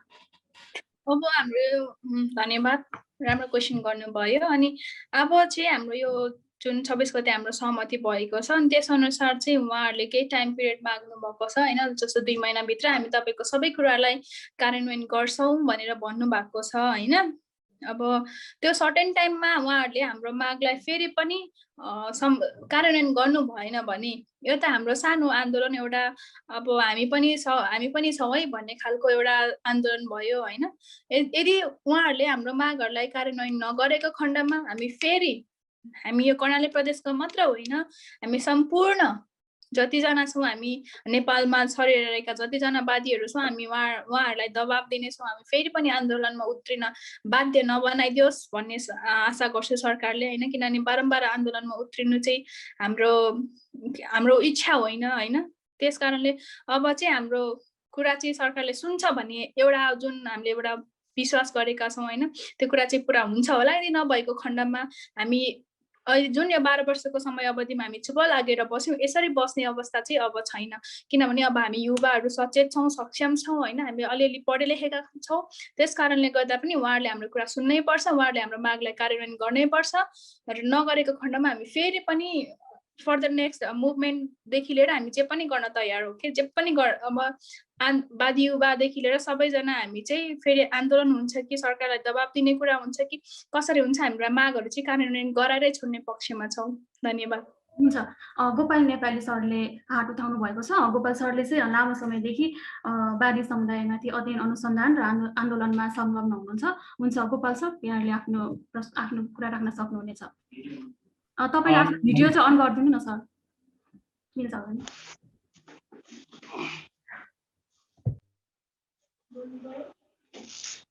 धन्यवाद। नमस्कार सबैजनालाई। विशेष गरी अहिले 2 जना बहिनीहरूले जे भन्नुभयो त्यसमा सहमति जनाउँदै मैले भन्ने कुरो चाहिँ प्रश्न भन्दाखेरि पनि विशेष गरी उहाँहरूलाई प्रश्न भन्दा पनि राज्यलाई प्रश्न गर्न चाहन्छु। वादी आन्दोलन केवल 2064 र 77 मात्र होइन, विगत लामो समयदेखि जमिन घाँस कपास, अघि अस्मिताजीले भने जस्तै घाँस कपासको निम्ति वादी आन्दोलन चाहिँ 2002 देखि हेऱ्यो भनेपछि पनि आन्दोलन देखिन्छ। 2060-30 मा सुर्खेत, नेपालगञ्ज लगायतका क्षेत्रहरूमा भएका आन्दोलनहरूलाई पनि अलिकति जोड्न आवश्यक छ। त्यति बेलाको माग पनि जमिन नै थियो र अहिले 64 र 77 दुईवटा कार्यकालको मात्र नभएर वादीहरूले आफ्नो आत्मसम्मानको निम्ति कानुनी लडाई पनि लडेका थिए। 2060 साल 2062 सालमा सर्वोच्चले गरेका फैसलाहरूलाई हेऱ्यो भने पनि कानुनी लडाई चाहिँ वादीहरूले सामाजिक आन्दोलनका साथै कानुनी आन्दोलन पनि लडेका थिए। अर्को पक्ष यो दुईवटा कार्यान्वयन नहुनुमा सरकारको काइती किसिमको जुन चाहिँ सम्झौताहरू गर्छ सरकारले, अहिलेकै सम्झौता 2077 को बुँदा नम्बर 1 लाई हेऱ्यो भने पनि प्रष्ट रूपले यो कार्यान्वयन हुन सक्दैन भन्ने कुरो चाहिँ देखिन्छ। अथवा बुँदा नम्बर 1 मा के लेखिएको छ भने प्रदेश सरकारले जमिन दिन हामी सक्दैन, सम्बन्धित निकाय मन्त्री परिषदले निर्णय गरेर सम्बन्धित निकायलाई चाहिँ अनुरोध गर्ने अथवा समन्वयन गर्ने भन्छ।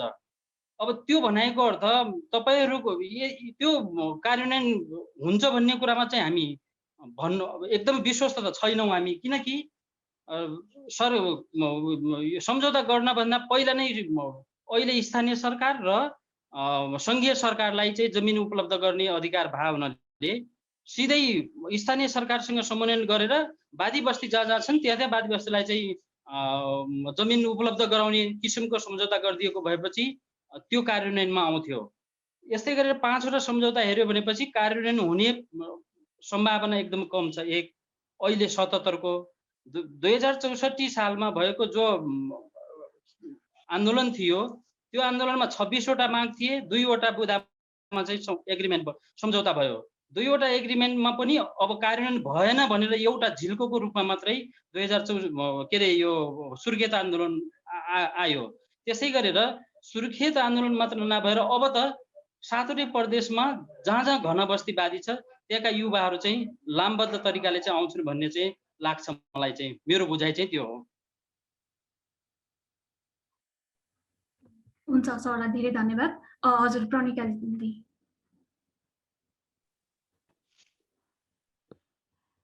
Thank you. मेरो चाहिँ एउटा चाहिँ अस्मिताजीको जुन प्रस्तुति छ र जुन अस्मिताजीले चाहिँ हामी चाहिँ हाम्रो मागहरू पुरा नहुन्जेलसम्म आन्दोलित हुनेछौँ भन्ने कुरा छ, त्यसमा चाहिँ म आफ्नो ऐक्यबद्धता जनाउन चाहन्छु होइन, र हामीले सक्ने हामी गर्छौँ भन्ने गर्ने भन्ने एउटा कुरा छ। तर अर्को चाहिँ मलाई हाम्रो वरेकको साथी सुस्मिताजी होइन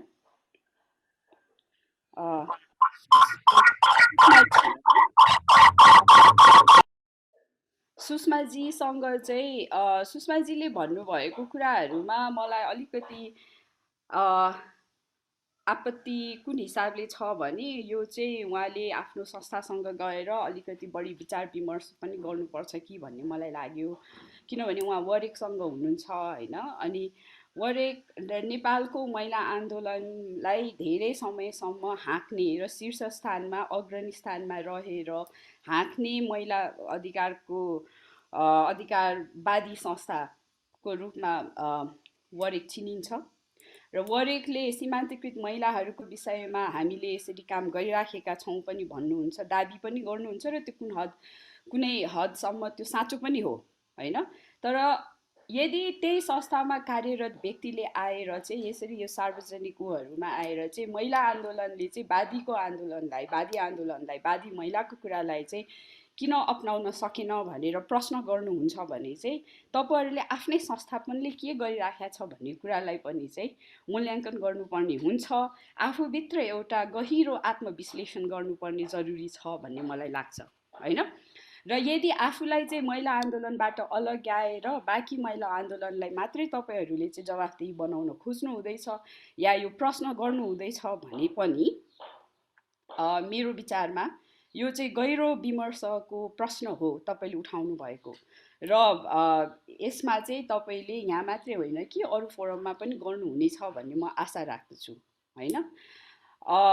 त्यो भयो। अर्को कुरा चाहिँ वरेकले उत्तिकै अब यो चाहिँ मैले एकदमै अब यो उहाँलाई मात्रै भनेको जस्तो सुनिएला होइन, तर यदि हामी महिला अधिकारकर्मीहरू अथवा हामी आफैलाई महिलावादी भन्नेहरूले हामीले हाम्रो शरीर हाम्रो अधिकारको कुरा गर्छौँ भने होइन, यौन पेसालाई हामी किन चाहिँ कलङ्क भनेर भन्यौँ होइन, पितृसत्ताको भाषा किन हामी बोल्दैछौँ र त्यो पनि त्यो अधिकारकर्मीले जसले सीमान्तकृत महिलाहरूको बारेमा आज प्रस्तुत गर्नुहुँदैछ है।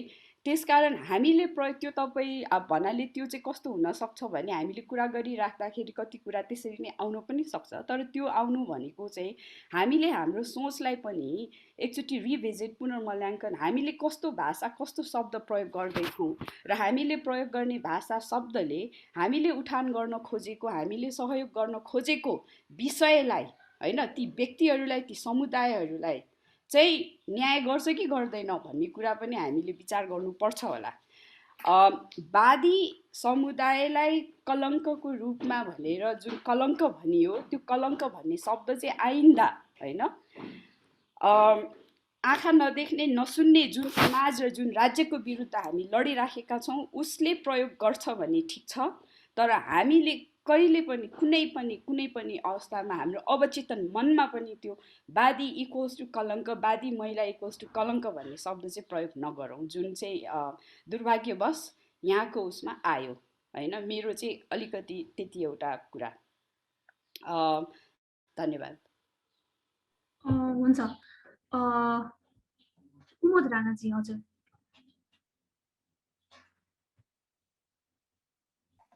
सरी, थ्याङ्क यू तपाईँहरूको प्रेजेन्टेसनको लागि। अनि प्रणिकाको क्वेसनमा नै मैले थप्न खोजेको चाहिँ एउटा प्रणिकाले भनिरहेको कुरामा समर्थन गर्दा गर्दै पनि कहिलेकाहीँ चाहिँ एक्टिभिस्टहरूलाई एउटा सर्टन काइन्ड अफ के भन्छ त्यसलाई न्यारेटिभ डिस्कोर्स लिँदाखेरि चाहिँ त्यो हेल्पफुल हुन्छ भन्ने पनि छ होइन। तर त्यो हुँदाहुँदै पनि प्रणिकाले भने जस्तो त्यही खालको मार्जिनलाइजेसन चाहिँ अझ रिइन्फोर्स हुँदै पनि जान्छ कि भन्ने पनि हो प्रणिकाको कुरा पनि। अनि मेरो त्यसमा समर्थन पनि छ। तर यो यौन पेसा चाहिँ के हो, यौन व्यवसाय के हो भन्ने कुरालाई नै हामीले क्वेसन गर्न सक्छौँ कि देह व्यापार चाहिँ वादी महिलाले मात्र गर्छ कि उच्च जातको महिला, विवाहित महिला अथवा अविवाहित महिला पनि, जोसुकै महिला जो चाहिँ पुरुषसँग सम्बन्ध राख्छन् उहाँहरूले पनि यौन व्यवसाय गरिराख्नु भएको छ कि। अब यौन व्यवसायमा त पैसाको मात्र व्यापार हुँदैन, घरको हुन्छ, अरू किसिमको सम्पत्तिको हुनसक्छ, सोसियल प्रेस्टिज हुनसक्छ होइन, जुन चाहिँ एउटा पुरुषसँग सम्बन्ध राखेर पाउन सकिन्छ। एन्ड त्यसलाई पनि यौन व्यापार भन्न सकिन्छ कि, त्यो एउटा कुरा। तर अर्को कुरा मेरो प्रश्न मलाई लागेको चाहिँ, मलाई सोध्न मन लागेको चाहिँ वादी महिलाहरूले चाहिँ यो नागरिकताको सवालमा चाहिँ कस्तो किसिमको तपाईँहरूको डिमान्ड छ अथवा छैन पनि, अनि कस्तो किसिमको सपोर्ट चाहिँ पाउनु भएको छ यो मेन स्ट्रिम वुमेन्स मुभमेन्टबाट? हुन्छ, धन्यवाद। सुषमाजी। हजुर, मलाई चाहिँ त्यो प्रणिकाजीले भनेको कुरामा चाहिँ के कुरा भन्न मन लाग्यो भने, मैले त्यहाँनिर प्रयोग गरेको शब्दमा एज अ त्यो जसरी महिला आन्दोलनहरूलाई चाहिँ अगाडि बढाइन्छ, उहाँले भनेको कुरा एकदमै ठिक हो। हामीले चाहिँ कुन ठाउँमा बसेर काम गर्दैछौँ र कुन अवस्थामा चाहिँ हामी के बोलिरहेको छौँ भन्ने कुरा चाहिँ एकदमै विचार दिनुपर्ने हुन्छ होइन। अब ओरेक चाहिँ नेपालको एकदमै अगाडिदेखि महिला आन्दोलनलाई सशक्त रूपमा लिएर जाने अर्गनाइजेसन हो। अनि यसमा चाहिँ हरेक महिलाको इस्युहरूलाई चाहिँ एकदमै सिरियसली हेरिन्छ र ओरेकको के भन्छ सुरुवात नै एक दलित महिलाको कहानीबाट नै सुरु भएको हो। नुवाकोटको एकजना दर्जी महिला जो उहाँ चाहिँ इन्डियाबाट फर्केर आउनु भएको थियो, उहाँलाई चाहिँ HIV लागिसकेपछि उहाँलाई चाहिँ जुन समाजले बहिष्करण गरेको अवस्थामा उक्त महिलाको पुनर्स्थापना गर्ने क्रममा चाहिँ ओरेकको जन्म भएको हो होइन। अनि यसमा चाहिँ मैले के मात्रै भन्न खोजेको थियो भने प्रणिकाजी अलिकति गरिदिनु होला, जसरी हरेक महिलाको इस्युहरूलाई, हरेक समुदायका महिलाको इस्युहरूलाई चाहिँ उठाइन्छ, त्यो बेलामा जुन बेलामा चाहिँ दलित के अरे वादी महिलाहरू चाहिँ अर्धनग्न भएर सिंहदरबारमा आफ्नो अधिकारको लागि, आफ्नो शरीरमाथिको अधिकारको लागि उहाँहरू आन्दोलनरत हो नि त होइन। जसरी हरेक महिलाहरूले आन्दोलन गर्नुको पछाडि विभिन्न कारणहरू हुन्छ, विभिन्न के भन्छ एस्पेक्टहरू हुन्छ, तर मोस्ट इम्पोर्टेन्ट कुरा भनेको चाहिँ राइट ओभर देयर बडी हो नि त, आफ्नो शरीरमाथिको अधिकार हो नि होइन। आफ्नो शरीरमाथिको अधिकारको बारेमा आन्दोलनरत रहँदा वादी महिलाहरूले 2064 सालको आन्दोलनमा चाहिँ एक वादी महिलाको आन्दोलन मात्रै भनेर जुन कुराले सम्बोधन गरियो त्यो कुरादेखि मेरो आपत्ति हो। त्यति बेलामा चाहिँ हरेक समुदायका महिला दिदी बहिनीहरू चाहिँ वादी महिलाको आन्दोलनमा जोडिन किन सक्नु भएन त? त्यहाँनिर पनि एउटा इन्टरसेक्सनालिटीको कुरा हुन्छ नि। दलित समुदाय, दलितभित्रको पनि वादी समुदायभित्रको पनि महिलाको अवस्था कति मिजरेबल छ त अहिले पनि समुदायमा। अझै पनि वादी समुदायको महिलाहरूको बारेमा हामी जति खुला कुरा गरौँ तर भोग्नेलाई जति थाहा हुन्छ त्यति पढ्नेलाई र देख्नेलाई थाहा हुँदैन भन्ने कुरा पनि हुन्छ नि। जसरी अस्मिताजीले भनिराख्दाखेरि हामीले लकडाउनको समयमा छुवाछुतको बारेमा जति अरू समुदायको मान्छेहरूले चाहिँ एकदेखि टाढा बस्नुपर्नेको पीडाहरूलाई, हरेक कुराहरूलाई त्यो पीडा चाहिँ हामीले महसुसै गरेनौँ, नितान्त रूपमा हामीले गरेनौँ, किनभने विगतको लामो समयदेखि हामीले त्यही छुवाछुत र त्यही भेदभावमा आफ्नो जीवन बिताइरहेका छौँ भने महिलाको आवाजहरूलाई उठाइराख्दाखेरि, सिङ्गो महिलाको मुद्दालाई उठाइराख्दाखेरि वादी समुदायको महिलाको आवाजलाई चाहिँ सँगसँगै उठान गर्न नसकिनुको कारण चाहिँ के होला त? उहाँहरूको आवाजलाई चाहिँ किन अरू समुदायको हामी सम्पूर्ण महिलाहरूले चाहिँ एउटै आवाजमा लान चाहिँ नसकिनु, तर अब चाहिँ हामीले त्यसरी जानुपर्छ है भन्ने खालको कुराले चाहिँ त्यसरी चाहिँ व्यक्त गर्न खोजेको हो। सायद कहिलेकाहीँ कस्तो हुन्छ, हतारमा बोल्दाखेरि अथवा आफूले भन्न खोजेको कुरा चाहिँ ठ्याक्कै मेरो मनभित्रको कुरा चाहिँ ठ्याक्कै मैले चाहिँ व्यक्त गर्न नसक्नु पनि हुनसक्छ होइन। प्रणिकाजीले उठाइदिएको कुरा मलाई एकदमै ठिक लाग्यो अनि thank you so much for प्रणिकाजी।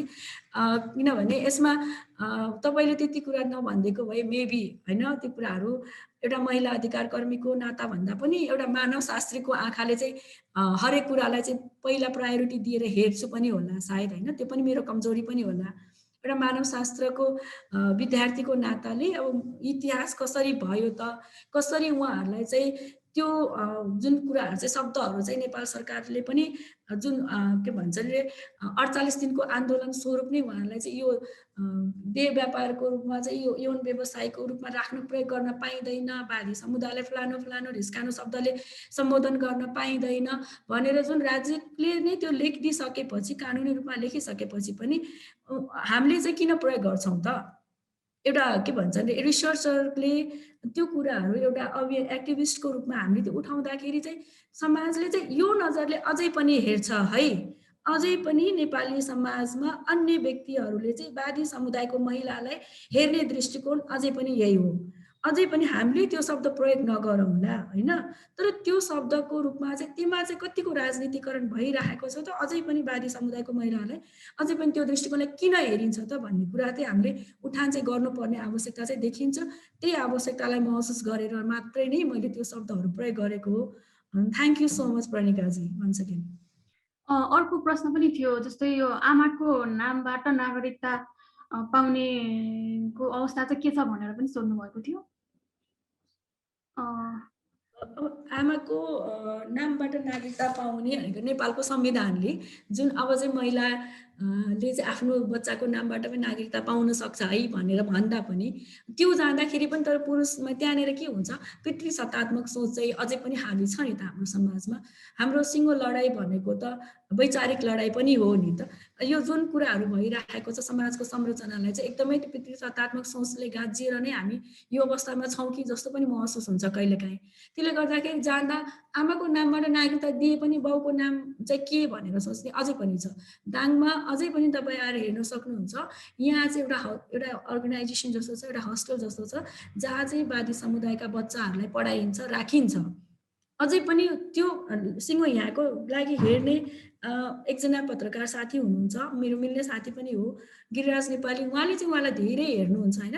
त्योमा चाहिँ के छ भने त्यो बच्चाहरूलाई राखिन्छ। अझै पनि त्यो बच्चाहरूलाई हामी स्कुलमा जाउँ अथवा कुनै पनि उसको पहिचानको लागि लडौँ, यसको बाउको नाम के त, अझै पनि बाउको नाम खोजिन्छ। अझै पनि वादी समुदायका महिला दिदीबहिनीहरूलाई त्यति सजिलो चाहिँ छैन कि आमाको नामबाट नागरिकता दिइन्छ र त्यो समुदायको अवस्था सहज भइसकेको अवस्था छैन। त्यो भित्रको पीडा र त्यो भित्रको सङ्घर्ष कति ठुलो छ भन्ने कुरा हामी यो 20 मिनट अथवा 1 घन्टाको छलफलमा निकै कति पनि हामी त्यो के भन्छ छुन पनि सक्दैनौँ। सायद उहाँहरूको त्यो जुन सङ्घर्षको कथा छ, जुन सङ्घर्षको कुराहरू छ, त्यसलाई हामीले थोरै टच मात्र पनि गर्न सक्दैनौँ।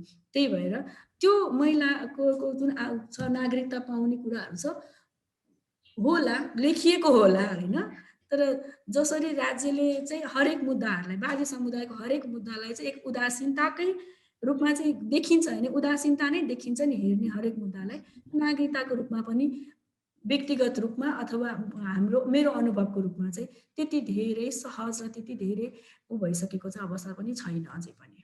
हुन्छ, अस्मिता चाहिँ तपाईँ यसमा के भन्नुहुन्छ? आमाको नामबाट नागरिकता पाउने सन्दर्भवादी समुदायमा अस्मिता म जस्तो हाम्रो दिदीले भन्नुभयो जस्तै अहिले पनि हामीलाई अब जिल्ला प्रशासनमा गएर ल म आमा हो, मेरो छोरा अथवा छोरी हो भनेर नागरिकता बनाइदिनु पर्यो भन्ने बित्तिकै सुरुमा पहिला बाबा सोधिन्छ होइन। किनभने बाबा सोधिन्छ नै कहाँ हुनुहुन्छ, अथवा अब म आफैले मैले आमाको नामबाट नागरिकता बनाएको हो होइन। किन मेरो बाबा कारणले बाहिर हुनुहुँदाखेरि मैले आमाको नामबाट नागरिकता बनाउनु पर्दाखेरि मसँग बाबाको नागरिकता मसँग थिएन होइन। हाम्रो आमासँग नभएको कारणले गर्दाखेरि धेरै दुःख पाउनु पर्यो कि 2-3 दिनसम्म धाउनु पर्यो त्यही एउटा कामको लागि। किन भन्दाखेरि बाबाको नागरिकता अनिवार्य चाहिन्छ।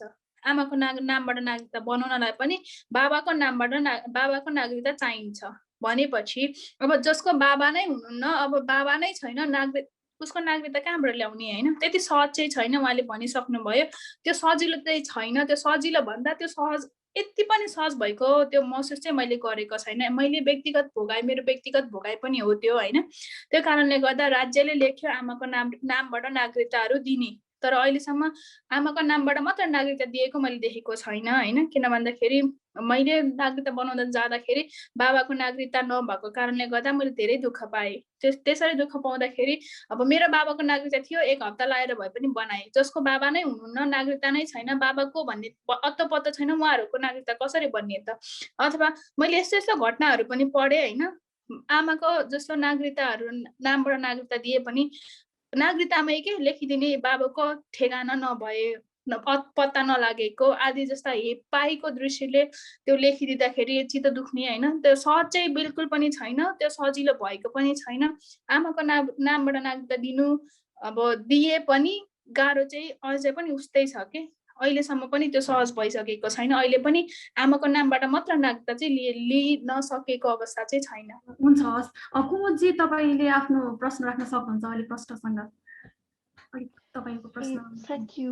कृष्णजीले नै हात उठाइराख्नु भएको थियो, तर यही प्रश्नमा आउँदै गर्दा म भनिहाल्नु भनेर मैले चाहिँ आमाको नाममा नागरिकताको बारे प्रश्न गर्न खोजेँ होइन। मैले चाहिँ ओभरअल नागरिकताकै प्रश्नमा चाहिँ वादी एक्टिभिस्टहरूको डिमान्ड अथवा डिमान्ड चाहिँ के छ राज्यसँग, तर अरू वुमेन्स राइट्स एक्टिभिस्टहरू जो चाहिँ खालि आमाको नाममा नागरिकताको कुरा गर्नुहुन्छ अथवा खालि नेचुरलाइजेसन यो श्रीमान चाहिँ नेपाली होस् कि विदेशी होस् त्यसको आधारमा जुन डिबेटहरू भइरहेको छ, यो दुईटा, एउटा चाहिँ श्रीमानलाई के चाहिँ नागरिकता दिने र बच्चाहरू फरेन यो विदेशी श्रीमान भयो भने उनीहरूको बच्चाहरूलाई कसरी नागरिकता दिने भन्ने डिमान्ड छ।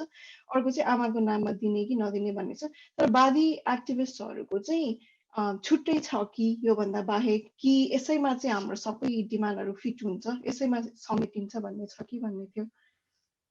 हुन्छ।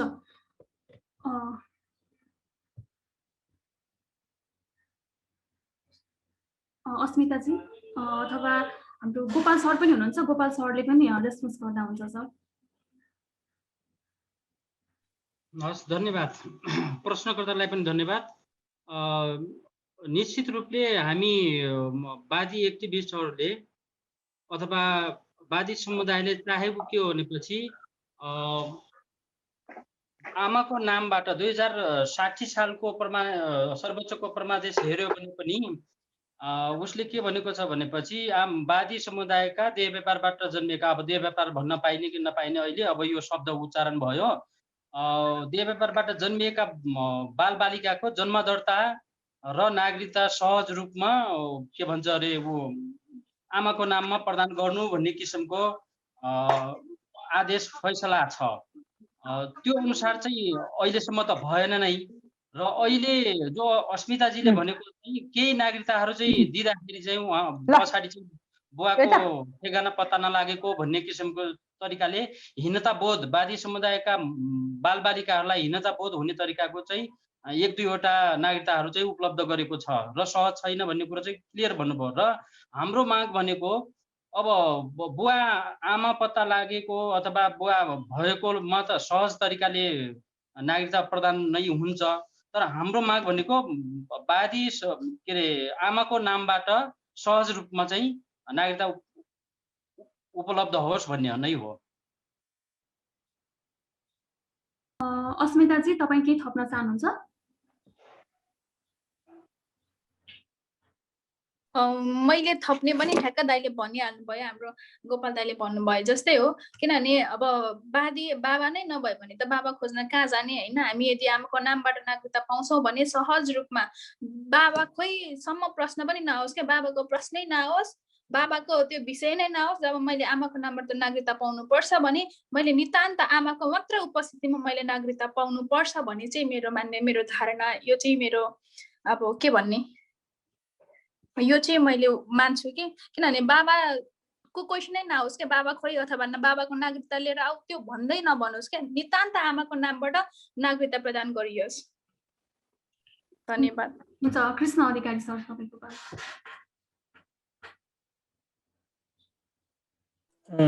थ्याङ्क यू सञ्जिलाजी। आजको दुईटा प्रेजेन्टेसन उहाँहरूले चाहिँ धेरै राम्रो गर्नुभयो यो सरले। उहाँलाई धेरै धेरै धन्यवाद अनि बधाई भन्न चाहन्छु म। अनि एउटा त नागरिकताको कुरा थियो जुन चाहिँ गोपालजीले अहिले एन्सर गरि नै हाल्नुभयो। त्यो खास गरी आमाको नामबाट नागरिकता दिने सम्बन्धमा खास एक्चुअल कार्यान्वयन भयो कि भएन, कसैले पाए कि पाएनन् भन्ने मलाई अलिकति जान्न मन लाग्थ्यो। अनि म यस्तो अलिकति फ्याक्चुअल चिजहरू अलिकति जान्न खोजिरहेको छु। यो अहिलेको जुन सुर्खेतको आन्दोलन भयो नि, यो आन्दोलनको बारेमा अलिकति यहाँहरूले चाहिँ थोरै बढी चाहिँ प्रस्तुति दिनुभयो हुन्थ्यो जस्तो लाग्थ्यो। यो कसरी उठ्यो होइन, एउटा योभन्दा अगाडिको आन्दोलनको माग पुरा नभएको आदि इत्यादि त छँदैछ, तर त्यसको नेतृत्व कहाँबाट विकास भयो, माथि माथि भनौँ न पहाडदेखिबाट चाहिँ धेरै ठाउँबाट मान्छेहरू आउनुभयो, त्यसको चाहिँ खास गरी चाहिँ कसले कसरी बढायो होइन, यसको स्वरूप चाहिँ कसरी त्यो लेभलमा आउन सक्सेस हुनुभयो, थोरै त्यसको अलिकति न्यारेटिभ विकासको पाटो केही भनिदिनु भएदेखि अलिकति राम्रो हुन्थ्यो। त्यसमा अलिक केन्द्रीय नेतृत्व लिने मान्छेहरूको भूमिका छ कि स्थानीय रूपबाटै चाहिँ यो बढी उठ्या हो कि, त्यो अलिकति थोरै बताइदिनु भयो भने हामीलाई अलि सुसूचित हुन सजिलो हुन्थ्यो। Thank you. हुन्छ, अस्मिताजी। धन्यवाद तपाईँको प्रश्नको लागि कृष्ण अधिकारी सर। हजुरले प्रश्न गर्नुभयो, मलाई नि अब अलि अघि कतिवटा कुराहरू छुट्यायो होला। हाम्रो यो जुन अहिलेको यो हाम्रो सुर्खेतको आन्दोलन छ, यो एकदम धेरै अब यसको यो आन्दोलन अथवा सङ्घर्षमा उत्रिनेको मेन कारण भनेको हामीले वर्षौँदेखि सङ्घर्ष गरिरहेको छौँ होइन। वर्षौँदेखि सङ्घर्ष गर्दा गर्दै पनि होइन हाम्रो मागहरू सुनवाई हुने, कार्यान्वयन नहुने होइन। सुनवाई चाहिँ हरेक जतिपटक हामीले स्थानीय स्तरका सङ्घर्ष होस् अथवा राजधानी केन्द्रित सङ्घर्ष होस् होइन, 48 दिनको होस्, चाहे कैलालीमा भएको आन्दोलन होस्, चाहे सुर्खेतमा भएको आन्दोलन, यो सबै कुराहरूको राज्यले हाम्रो विषय सुन्छ। तर सुनेपछि सुन्न त सुन्छ, सुनिसकेपछि खोइ कता जान्छ। उहाँहरूलाई हाम्रो कार्यान्वयन गर्ने त कुरा के, हामी सुनिसकेपछि यो पनि छ है भन्ने कुरा सम्झनासम्म हुँदैन जस्तो लाग्छ। अनि त्यो भएको कारणले गर्दाखेरि हामीले यहीँ अब सुर्खेतमै पनि हामीले त्योभन्दा हाम्रो यो आन्दोलनभन्दा पहिला हामीले हामीले एउटा कमिटी जस्तो गठन गरेर अनि हामीले राज्यको हामीलाई यसो गरिदिनु पर्यो, हामीलाई यस्तो अब हामीलाई जग्गा जमिनको आवश्यकता छ, यस्तो हामीलाई हाम्रो आवश्यकताहरू यी छन्, हामीले यसरी चाहिँ गर्न पाए हुन्थ्यो भनेर हामीले यहाँ केही व्यक्तिहरू जम्मा भएर, हामी युवाहरू जम्मा भएर एउटा कमिटी जस्तो बनाएर अनि हामीले अब यहाँ राज्यसँग पनि बसेका थियौँ होइन। अनि उहाँहरूले त्यतिखेर पनि हाम्रो कुराहरूलाई जस्तो हामीले एउटा ज्ञापन पत्र जस्तो दिएका थियौँ। अनि उहाँहरूले भन्नुभयो हुन्छ ठिक छ, तपाईँहरूको माग जायज छ, हामी काम गर्नेछौँ, हामी काम गर्छौँ भन्नुभयो होइन। तर त्यो समय त्यो काम गरिसक्दा त्यो काम कार्यान्वयन गर्छौँ भनेको 1 महिनासम्म पनि उहाँहरूले हामीप्रति चासो नदेखाएको कारणले गर्दाखेरि हामीले त्यही हाम्रो यसको अभियन्ता, हाम्रो यो सङ्घर्ष, हाम्रो जुन यो आन्दोलनको मेन लिडिङ चाहिँ हाम्रो आदरणीय हिक्मत बादी दाजुले गर्नुभएको हो। अनि हामी चाहिँ उहाँको सपोर्टमा थियौँ। हामीले चाहिँ यसरी स्थानीय स्तरको तहबाट सुरुमा दैलेख, सुर्खेत लगायतका सम्पूर्ण कर्णाली प्रदेशको वादीहरूलाई एकता बनाएर हामीले एकजुट बनाएर हामीले यसरी यो आन्दोलनलाई अब स्थानीय स्तरको तहबाट भनौँ न कुनै सपोर्ट पछि गएर अहिले हामीलाई आवश्यकता पर्दाखेरि थुप्रै मान्छेहरूले हामीलाई सहयोग गर्नुभयो, आर्थिक रूपमा होइन, वैचारिक रूपमा, त्यस्तै धेरै कुराहरूमा सहयोग गर्नुभयो। तर आन्दोलन सुरु गर्दाखेरि चाहिँ अब कि त भने राज्यले हामीलाई सुनोस् होइन, कि त भने त्यो आँटिएरै हामीले एकदम स्थानीय स्तर हामीले एकदम धेरै तल्लो तहबाट कसैको साथ सपोर्ट नगरिकन यो आन्दोलनको अभियन्ता हाम्रो दाजुले गर्नुभएको हो। हामी चाहिँ उहाँको साथमा भयौँ। यसरी चाहिँ हाम्रो यो आन्दोलनको सुरुवात भएको हो। अनि त्यसै गरी तपाईँहरूले त्यो आन्दोलनको 17-16 दिनसम्मको व्यवस्थापन चाहिँ कसरी गर्नुभयो त्यसबारे पनि अलि बताइदिनु न। सुरुमा हाम्रो आउँदाखेरि अब के गर्ने, किनभने हामीसँग आफ्नो व्यक्तिगत पैसा पनि थिएन, के गर्ने कसो गर्ने हामीलाई केही पनि थाहा। हामीले आन्दोलन आँट्यौँ, हामीले सुरु गर्यौँ, तर यो बिचको 16 दिनको अवधिमा हामीलाई जति पनि रासनहरू चाहियो, त्यसपछि बस्न हामीलाई अलिकति सानो सानो सहयोगहरू जस्तो व्यक्तिगत हुन्छ कि संस्थागत हुन्छ कि हामीलाई थुप्रै मान्छेहरूले सहयोग गर्नुभयो होइन। अनि त्यसरी चाहिँ हामीले त्यहाँनिर झन्डै 440 जनाको घरधुरीको बराबरको मान्छेहरू हुनुहुन्थ्यो होइन। हामीले चाहिँ त्यसरी बाहिर अब सहयोगको आधारमा जसले हामीलाई डोनेसन दिनुभयो, अनि त्यसरी चाहिँ हामीले खाद्यान्नहरूदेखि लिएर सबै कुराहरू म्यानेज गर्यौँ होइन। अनि एकदम धेरै सहयोग चाहिँ हामीले साथ सपोर्ट राज्यले भन्दा पनि हाम्रो जुन वरिपरिका मान्छेहरू हुनुहुन्छ, हाम्रा साथीहरू, अनि जो हाम्रो शुभचिन्तक हुनुहुन्छ, हामीलाई जसले माथि उठेको देख्न चाहनुहुन्छ, उहाँहरू सबैजनाले सहयोग गर्नुभएको थियो। अनि त्यसरी चाहिँ हामीले सहयोगद्वारा हामीले चाहिँ व्यक्तिगत संस्थागत सहयोगद्वारा चाहिँ हामीले 16 दिनको पिरियड जुन टाइम छ त्यसलाई चाहिँ हामीले मेन्टेन गरेर सफल भयौँ। हुन्छ। चम्पा भण्डारीजीले च्याट बक्समा एउटा प्रश्न राख्नु भएको छ। उहाँले चाहिँ राज्यले आफ्ना नागरिकहरूका लागि घाँस बाँस कपास शिक्षा स्वास्थ्य रोजगार जस्ता आधारभूत अधिकारको प्रत्याभूति गर्ने दायित्व पुरा गर्नुपर्ने हो, तर नेपालमा सम्झौता गर्ने कार्यान्वयन नगर्ने प्रवृत्तिको अन्त्य आवश्यक छ।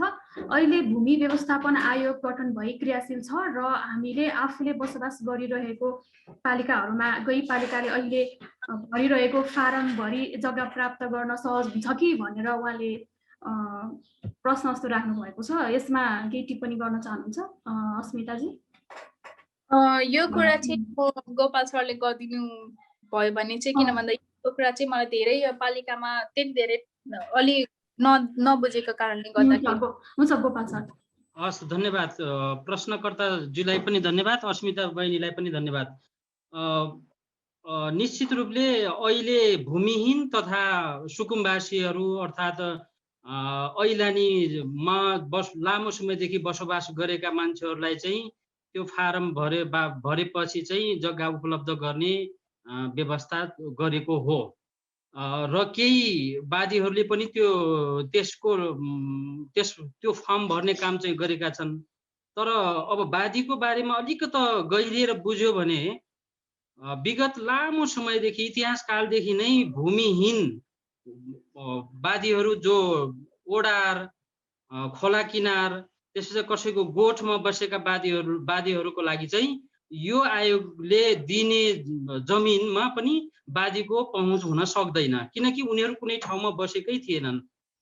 अर्काको जमिनमा बसेका, अर्काको गोठमा बसेका, ओडारमा बसेका वादीहरूले त्यो सुविधाबाट वञ्चित हुन्छन्। त्यसै कारणले त्यो लेभलको सोचाइ अथवा अब यो जो बसिरहेका ठाउँका मान्छेहरूलाई पूर्जा दिने, तर त्यहाँभन्दा बाहिर रहेका मान्छे पनि हुन सक्छन् भनेर त्यो लेभलको सोचाइ गरेर चाहिँ सरकारले सोच्न चाहिँ आवश्यक छ। किनकि वादीहरू अहिले पनि ओडार खोला किनार र उसमा अरूको गोठ अथवा अरूको घरमा अरूकै जग्गाहरूमा लालपुर्जै भए पनि अरूको विष्टहरूको, विशेष गरी विष्टहरूको चाहिँ जमिनमा बसेपछि त्यो लालपुर्जावाला विष्टले वादीका नाममा गरिदिने सम्भावना त छँदै छैन। त्यसै कारण त्यो लेभलको सोच राख्न चाहिँ यो आयोगले आवश्यक छ। एक। दोस्रो कुरो के हो भनेपछि जमिन प्राप्त गर्नलाई चाहिँ वादीहरूको माग नै सुरुदेखिको आन्दोलनको माग नै जमिन हो। अब मानौँ वादीहरू ऐलानीमा कोही वादीहरू बसेका छन्, उनीहरूको 2 आना 3 आना 4 आना 5 आना अथवा एउटा घडेरीसम्मको घडेरी भएर छाप्रो बनाएर बसेका होलान्, तर त्यसबाट हामीले खेती योग्य जमिनको माग हो नि त अहिलेको त। बसोबास सहित अलिकति खेती गर्न पायो भनेपछि वादीहरू चाहिँ आफ्नो जीविकोपार्जन गर्न सक्छन् भन्ने किसिमको माग गरेर नै सुर्खेत आन्दोलन भएको हो। त्यसै कारणले सरकारले त अब बाँसका साथै थोरै भए पनि खेती गर्न एउटा परिवारलाई पाल्न सक्ने जमिन चाहिँ उपलब्ध गर्नुपर्छ, त्यो किसिमको चाहिँ आयोगले ध्यान दिनुपर्छ भन्ने भनाइ हो हाम्रो। धन्यवाद। हस्, धन्यवाद। हामीसँग अझै पनि 10-15 मिनटको समय बाँकी छ। अझै पनि केही प्रश्न जिज्ञासा अथवा टिप्पणीहरू राख्न सक्नुहुनेछ।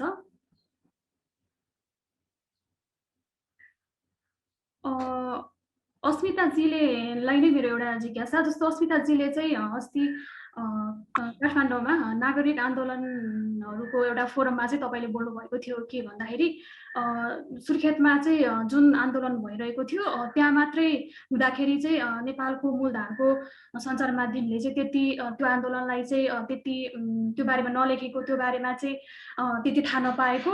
तर जब तपाईँले चाहिँ काठमाडौँमा आएर त्यो बारेमा केही बोल्नुभयो त्यसपछि मात्रै यसलाई यो विषयलाई चाहिँ अलिकति सबैले फलोअप गरेको भन्ने खालको पनि तपाईँले आफ्नो विचार राख्नु भएको थियो कि त्यसो भए सुर्खेतमा बसेर अथवा कुनै एउटा विकट ठाउँमा गरेको आन्दोलनले चाहिँ अब केन्द्रले काठमाडौँले चाहिँ नसुन्ने हो अथवा सबै आन्दोलनहरू त्यो सम्बन्धी चाहिँ अब छलफलहरू हुनलाई चाहिँ काठमाडौँ नै धाउनुपर्ने अथवा काठमाडौँले नै सुन्नुपर्ने जुन खालको तपाईँले विचार राख्नु भएको थियो नि त्यस बारेमा पनि केही भनिदिनु न।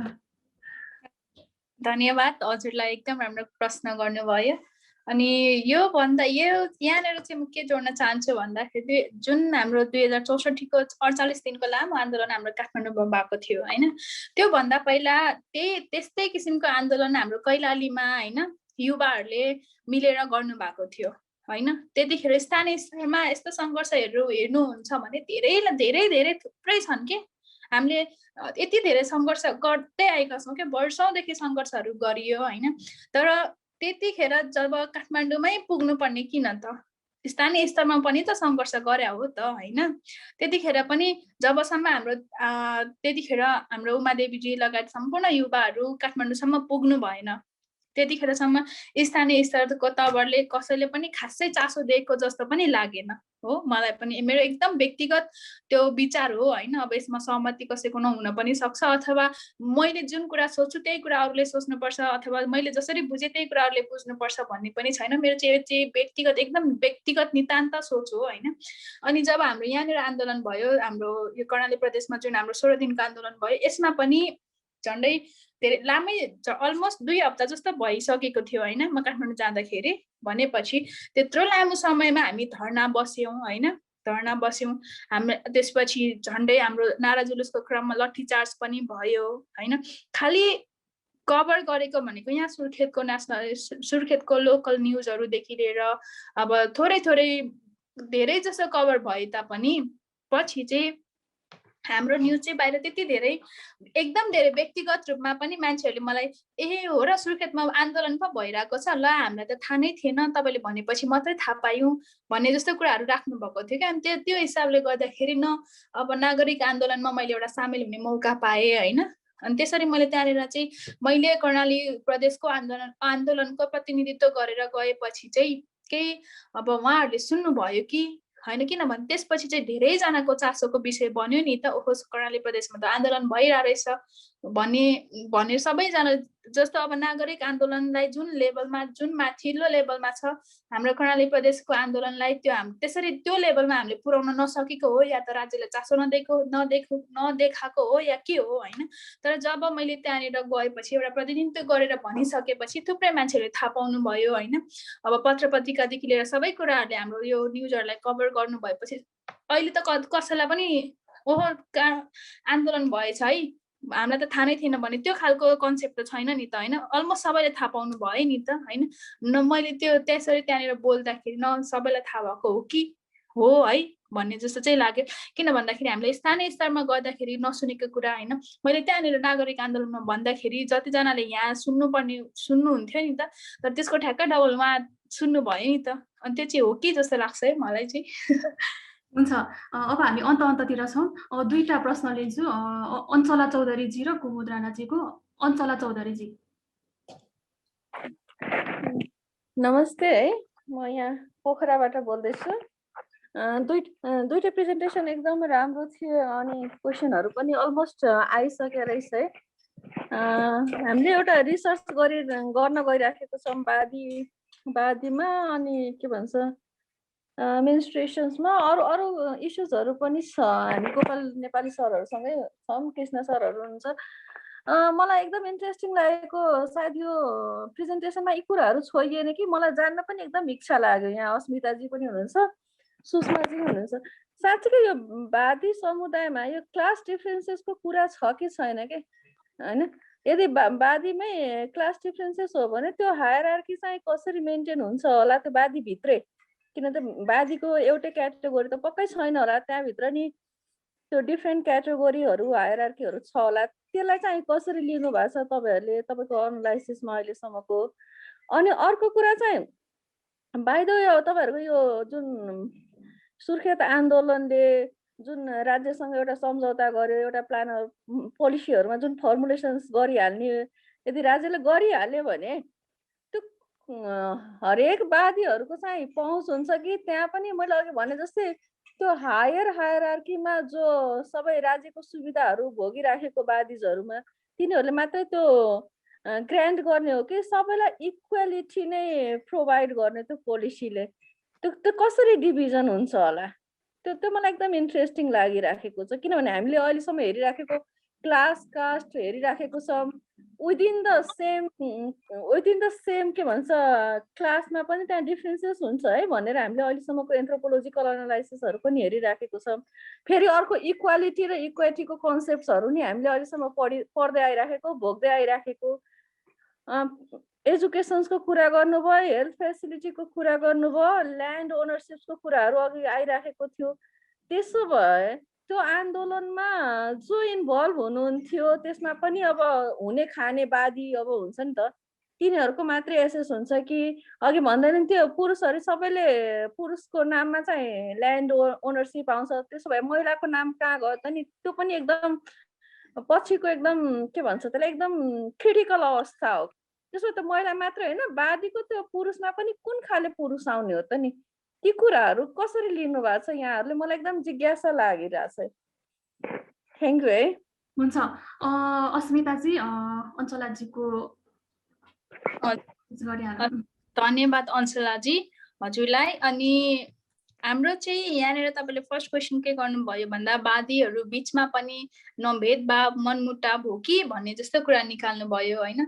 यहाँनिर चाहिँ अब एउटा कुरा चाहिँ के भन्छु भन्दाखेरि म वादीहरू बिच होइन अहिलेसम्म जति पनि मैले देखेको छु होइन त्यस्तो धेरै हाई लेभलमा कोही पनि हुनुहुन्न कि त्यहाँसम्म हाम्रो पहुँचै छैन। एक दुईजना हुनुहुन्छ जस्तो गोपाल सर हुनुहुन्छ होइन, उहाँहरू चाहिँ हाम्रो उत्थानको लागि हो कि जतिजना अब सबै मान्छेको सोच चाहिँ हाम्रो परिवर्तनकै लागि हो भन्न सकिँदैन होइन। कतिपय मान्छे हाम्रो देश बिग्रेको किन त हाम्रो नेताहरूले गर्दा होइन, किन भन्दा उहाँहरूको व्यक्तिगत स्वार्थ आउन थाल्यो नि त होइन। त्यो कारणले गर्दा एक दुईजनाले अब हुनुहुन्छ होला होइन, भइ खाएको एकदम धेरै भइ खाएको अब एक दुईजना हुनुहुन्छ होला, तर त्यसको मूल्याङ्कन उहाँहरूको व्यक्तिगत कुराले गर्दाखेरि सम्पूर्ण वादीहरू बिचमा भेदभाव छ है, मनमुटाव छ भन्न चाहिँ मिल्दैन। किनभने तपाईँ एउटा एक्जाम्पल दिन्छु म होइन। कर्णाली प्रदेशको आन्दोलन सुरु हुँदाखेरि दैलेखको डुङ्गेश्वरको झन्डै 10-15 घर परिवार मात्रै उपस्थित हुनुहुन्थ्यो के। सुरुको जुन हिँडेर आउँदाखेरि त्यो उहाँहरू मात्रै आउनु भएको हो भन्दाखेरि यदि वादीहरू बिचमा मनमुटाव हुँदा त्यसलाई मात्रै हो मलाई होइन त्यस्तो किसिमको कन्सेप्ट भएको भए यहाँ डोल्पाबाट 10 जनाको परिवार हिँडेर आउनुहुन्थेन होला होइन, अनि यता हाम्रो कैलालीबाट हिँडेर आउनुहुन्थेन होला। वादीहरू बिचमा एकता चाहिँ छ होइन। अब त्यस्तो मनमुटावै त्यो लेभलको अब जसरी बाहिरबाट देख्यो त्यो चाहिँ छैन होइन। मैले चाहिँ देखेको छैन, मेरो व्यक्तिगत कुराहरूमा चाहिँ मैले त्यसरी चाहिँ भोगेको छैन। जो पनि हाम्रो माथिल्लो लेभलमा हुनुहुन्छ उहाँहरू चाहिँ हामीलाई बाटो देखाइरहनु भएको छ, हामीले हेरिरहेका छौँ होइन। तर कतिपटक चाहिँ अब राज्यको आसपासका व्यक्तिहरूले हामीले भन्दा जुन लेभलमा हामीले पाउनु पर्ने हो त्यो लेभल भन्दा अलिक धेरै पाउनु भएको होला, त्यो आफ्नो ठाउँमा छ होइन। अनि अब त्यति धेरै नै छ भन्न चाहिँ म सक्दिनँ होइन। अनि अर्को कुरा के गर्नुभयो भन्दाखेरि अब हाम्रो यो जुन जग्गाको कुरा छ, हाम्रो जुन आन्दोलनको विषयको मेन कुरा भनेको चाहिँ जग्गा, खेतीयोग्य जग्गा होइन। यो चाहिँ हाम्रो माथिल्लो लेभलको जुन भइरहेको व्यक्तिहरू हुनुहुन्छ, जुन हुने खाने हुनुहुन्छ, जुन हायरमा हुनुहुन्छ उहाँहरूको लागि मात्र नभएर यो सम्पूर्ण नेपालभरि छरेर रहेका वादीहरूको लागि हो। कर्णाली प्रदेशमा रहेका वादीहरू सम्पूर्ण हाम्रो नेपाल देशभरि छरेर रहनुभएका वादीको पहुँचसम्म पुर्याउने चाहिँ यो चाहिँ हाम्रो उद्देश्य छ होइन। यो चाहिँ सम्पूर्ण वादीहरूको लागि हुन्छ भन्ने प्रतिबद्धता जनाउँदछु। अनि दाइ हजुर पनि केही थपिदिनुहोस् है, हाम्रो गोपाल सरलाई भने मैले। धन्यवाद, मेरो चाहिँ यति नै हो। धन्यवाद। यो अञ्चलाजीको प्रश्नमा मेरो भनाइ त के हो भनेपछि अहिले लेखिँदाखेरि वादी समुदाय लेखियो। समुदाय भनेपछि त्यहाँभित्र विभिन्न जातहरू हुन्छन् भन्ने बुझाइ हो जस्तो मेरो बुझाइ हो। तर वास्तवमा वादी जात हो, त्यसै कारणले वादी जातभित्र क्लास हायरार्की, धन, सम्पत्ति, एजुकेसन यीहरूमा केही हायरार्की चाहिँ हुन सक्छ। तर जातकै आधारमा के भन्छ यो हायरार्की चाहिँ हुँदैन वादीभित्र। वादी त वादी जातभित्र, एउटा जातभित्र त्यहाँ हायरार्की अथवा कास्ट बेस हायरार्की चाहिँ हुँदैन र छैन पनि। र के भन्छ उसको कोही धनी, कोही गरिब, अलिकता कोही एजुकेटेड, अशिक्षित, त्यो तरिकाको क्लासिफिकेसन चाहिँ वादीभित्र होला एक। दोस्रो, अब आन्दोलनले प्राप्त गरेका उपलब्धिहरू कसले उपभोग गर्ने जस्तो प्रश्न थियो। एउटा जातभित्र एउटा जातले आन्दोलन गर्यो र त्यो आन्दोलनबाट आएको उपलब्धि केही अगुवाहरूले मात्र पाउँछन् कि भन्ने तरिकाको हो प्रश्न। तर वादी समुदाय, वादी जातभित्र त्यस्तो नहोला भनेर जो हाम्रो अस्मिताजीले भन्नुभयो, यो आन्दोलन अहिलेका युवाहरूले गरेको आन्दोलन भावनाले सायद कर्णाली प्रदेशले गरेको हुँदा कर्णाली प्रदेशका सबै वादी बस्तीहरूमा चाहिँ पुग्नुपर्छ र पुगाउने कोसिसमा चाहिँ वादी युवा नेतृत्वहरूले चाहिँ गर्नुहुन्छ भन्ने विश्वास छ मलाई पनि।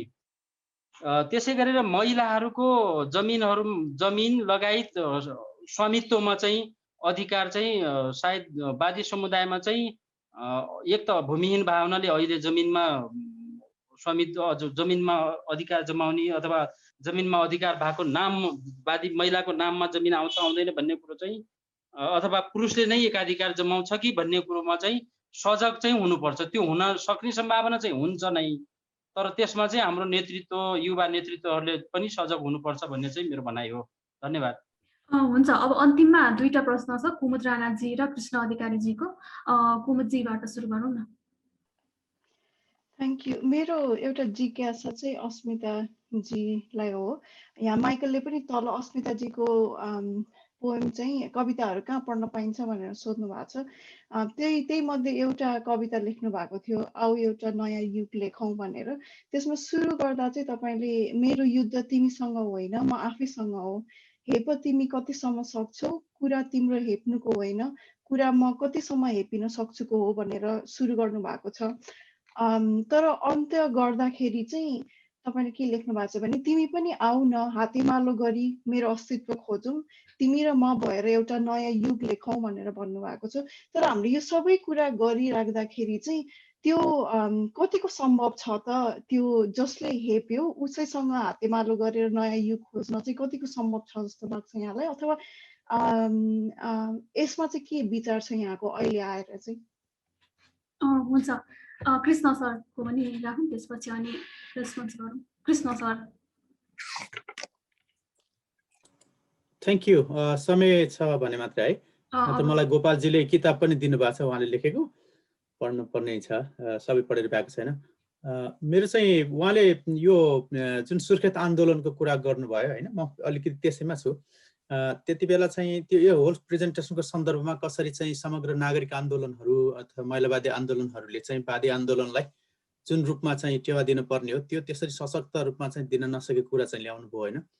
तर लोकल डिस्कोर्स चाहिँ कस्तो पाउनुभयो उहाँहरूले यो आन्दोलन गरिराख्दाखेरि चाहिँ नन वादीहरू, लोकल सुर्खेतका मान्छेहरू, अरूहरूले चाहिँ कस्तो किसिमको टिका टिप्पणी अथवा चाहिँ गोसिपहरू गरेको सन्दर्भमा चाहिँ अहिले पोजिटिभ सहयोग गरेका पनि कुरा उहाँले भन्नुभयो है। त्यही पनि जेनरली मान्छेले हेर्ने दृष्टिकोण आन्दोलन 10 वर्ष अगाडि अथवा 20 वर्ष अगाडि भएको भएर अहिले हुँदाखेरिकोमा अलिकति सोसाइटीको जुन हेएको कुरा पनि अगाडि ल्याउनु भएको थियो, त्यो सन्दर्भमा चाहिँ अलिकति केही चेन्ज फिलिङ भयो कि के छ उहाँको चाहिँ टेक, अलिक थोरै सुन्न पाए हुन्थ्यो भनेर खास चाहिँ। हुन्छ, अस्मिताजी तपाईँबाट सुरु गरौँ। हस्, धन्यवाद। पहिलो प्रश्नको उत्तर मैले सरी हजुरको नाम बिर्सेँ। कुमुद राणाजी। कुमुद राणाजी, तपाईँलाई धन्यवाद। तपाईँले मेरो फर्स्टमा चाहिँ तपाईँले मेरो पोएम पढ्नु भएछ, एकदम खुसी लाग्यो।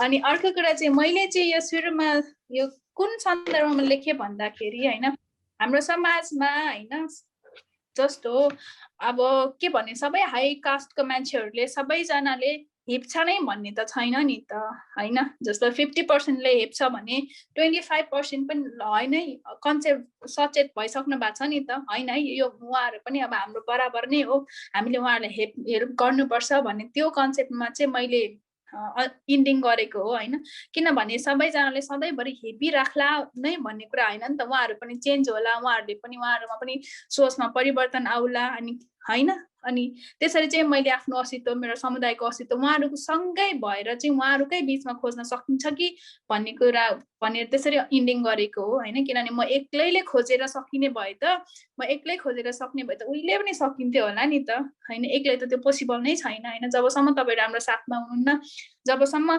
वादीको साथमा सम्पूर्ण अरु अन्य जातिहरु हुनुहुन्न तबसम्म हामीले केही गर्न सक्दैनौं हैन अनि सुरुवात चाहिँ कसरी भयो भन्दाखेरि सुरुवात चाहिँ यसरी यो कन्सेप्टमा सुरुवात गरे किनभने हैन सधैँभरि म चुपचाप छु हैन सपोज अब कहिले म पानीको धारामा गए हैन पानीमा गए मलाई त्यो पानी भइसक्यो के सपोज म भन्दा अलि ठुलो मान्छे ठुलो अब कुनै ठुलो जातको मान्छेले पानी भर्दैछ भने म आफै पछि हट्छु के किन भन्दाखेरि म त्यहाँनिर गएर किन आइस अथवा हेपिनु भन्दा बरु म पहिले आफै साइड लाग्छु के किन भन्दा केही त्यस्तो केही इस्यु नबनोस् भनेर म आफै साइड लाग्छु भन्दाखेरि उहाँहरूले त अभियसली हेप्नु हुन्छ नि त हामीलाई अभियसली च्याप्नु हुन्छ नि त हो त्यो हिसाबले म डाइरेक्ट गएर तपाईँ छोड्नु अथवा त तपाईँ पछि म भर्छु अथवा के गर्न डाइरेक्ट गएर उहाँलाई फेस टु फेस गरे भए के हुन्थ्यो हैन त्यसरी चाहिँ अब म आफै हेपिएको भएको कारणले गर्दाखेरि पनि तपाईँले हेप्नु भएको हो कि त त्यो सन्दर्भमा चाहिँ म त्यो पोएम त्यसरी लेखेको हो हैन पोएमको सन्दर्भ चाहिँ त्यही हो धन्यवाद अनि अर्को क्वेशन चाहिँ के थियो भन्दाखेरि हजुर हाम्रो जुन पहिलाको आन्दोलनदेखि लिएर अहिलेको आन्दोलनमा कस्तो परिवर्तन अथवा नेगेटिभ पोजिटिभ कस्तो के पाउनु भयो भनेर भन्नु भएको थियो हाम्रो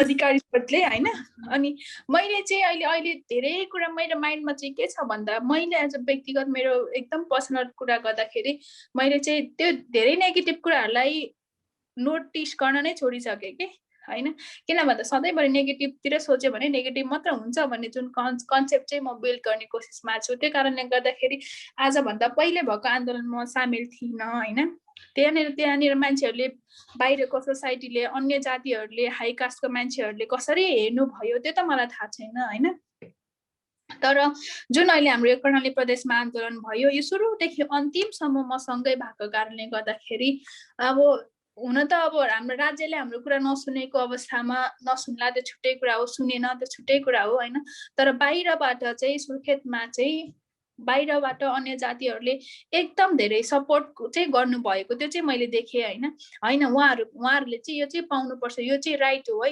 हजुरहरूले गरेको कुरा चाहिँ राइट छ भनेर वैचारिक हुन्छ कि आर्थिक हुन्छ कि सबै कुराबाट पोजिटिभ रेस्पोन्स नै पाएको चाहिँ मैले देखेँ हैन यसरी चाहिँ त्यो देख्दा चाहिँ एकदम धेरै हुन्छ नि आफैमा खुसी अनि एकदम धेरै हो नि अब चाहिँ के हुन्छ है भन्ने कुरा चाहिँ म भित्र त्यसरी आयो हैन धन्यवाद यति नै होला हुन्छ हस् धन्यवाद अब अन्तिममा सुषमा छिनालजीले अहिलेसम्म तपाईले केही बोल्न बाँकी अथवा सोध्न बाँकी अथवा तपाईलाई लागेको अन्तिममा आजको छलफलको निष्कर्ष सहित के राख्दिनु हुन अनुरोध गर्छु सुषमा छिनालजी थ्यांक यू सञ्जिलाजी अनि सबैजनालाई पनि आजको हाम्रो यो सानो छलफलमा सबैजनालाई एक्टिभली पार्टिसिपेट भएर हामीलाई पुरै समयमा बसिदिनु भएको सम्पूर्णलाई पनि धेरै धेरै धन्यवाद बादी समुदायको आन्दोलन र उहाँहरूको सङ्घर्षको कुराहरू गरिराख्दाखेरि हामी कहिलेकाहीँ एज अ एउटा रिसर्चर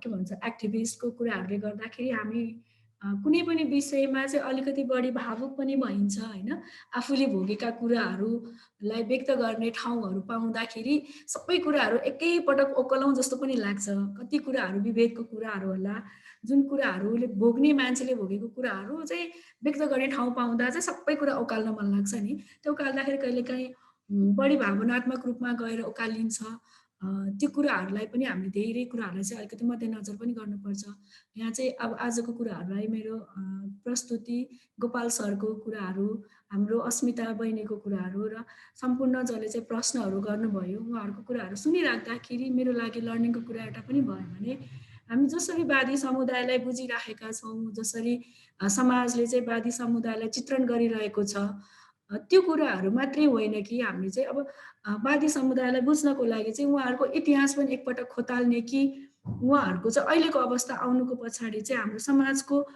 कस्तो खालको भूमिका रहेको छ र हाम्रो समाजले चाहिँ उहाँहरूलाई कस्तो खालको के भन्छ एउटा पोजिसन दिइराखेको छ अहिले भन्ने कुराहरूलाई पनि अलिकति ध्यानमा राखौँ है भन्दै म आफ्नो कुराहरू यहीँ टुङ्गाउँछु। धन्यवाद। हुन्छ, अस्मिताजी अन्तिममा केही निचोड छोटोमा राखिदिनु न। सर्वप्रथम तपाईँहरू सबैलाई धन्यवाद जसले मलाई एकदम ध्यान दिएर सुन्नुभयो अनि क्वेसनहरू गर्नुभयो। अनि मार्टिन चौतारीलाई पनि एकदम धेरै हृदयदेखि नै हार्दिक आभार प्रकट गर्न चाहन्छु जसले मलाई यो प्लेटफर्म, यो मौका, अवसर जुटाइदिनु भयो। अनि सम्पूर्णलाई धन्यवाद जसले हामीलाई हेर्दै हुनुहुन्छ, सुन्दै हुनुहुन्छ, सबैलाई धन्यवाद भन्दछु। अनि मैले अन्तिममा चाहिँ के भन्न खोजेको छु भन्दा म चाहिँ एज अ होइन म एउटा युथ हो, म अलिअलि भए पनि कुरा बुझ्छु जस्तो लाग्छ मलाई, अलिअलि भए पनि पढेको छु होइन।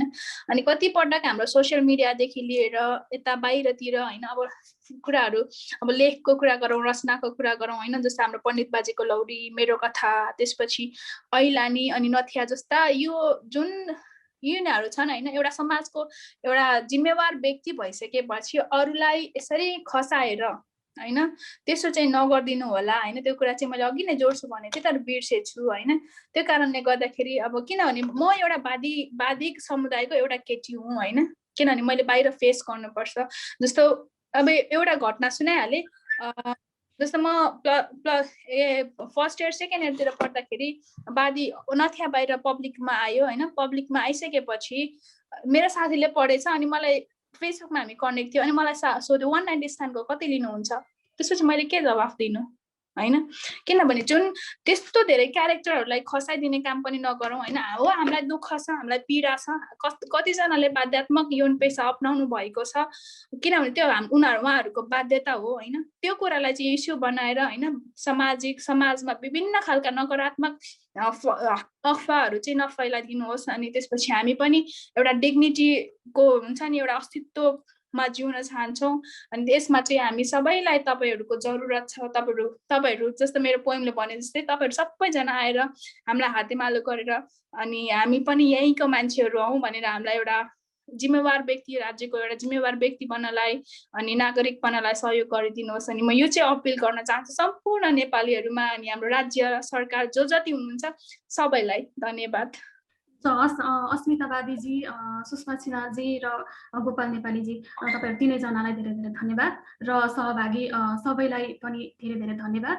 मार्टिन चौतारीको अब आउने 21 मार्च 8 चैतमा आइतबार दिउँसो 3 बजे food security governance exploring state people relations भन्ने विषयमा छलफल हुँदैछ। उक्त छलफलमा डाक्टर यमुना घले जी आएर बोल्दै हुनुहुन्छ। उहाँ चाहिँ सिनियर रिसर्च फेलो हुनुहुन्छ, इन्स्टिच्युट अफ इन्टिग्रेटेड डेभलपमेन्ट स्टडिजमा आबद्ध हुनुहुन्छ।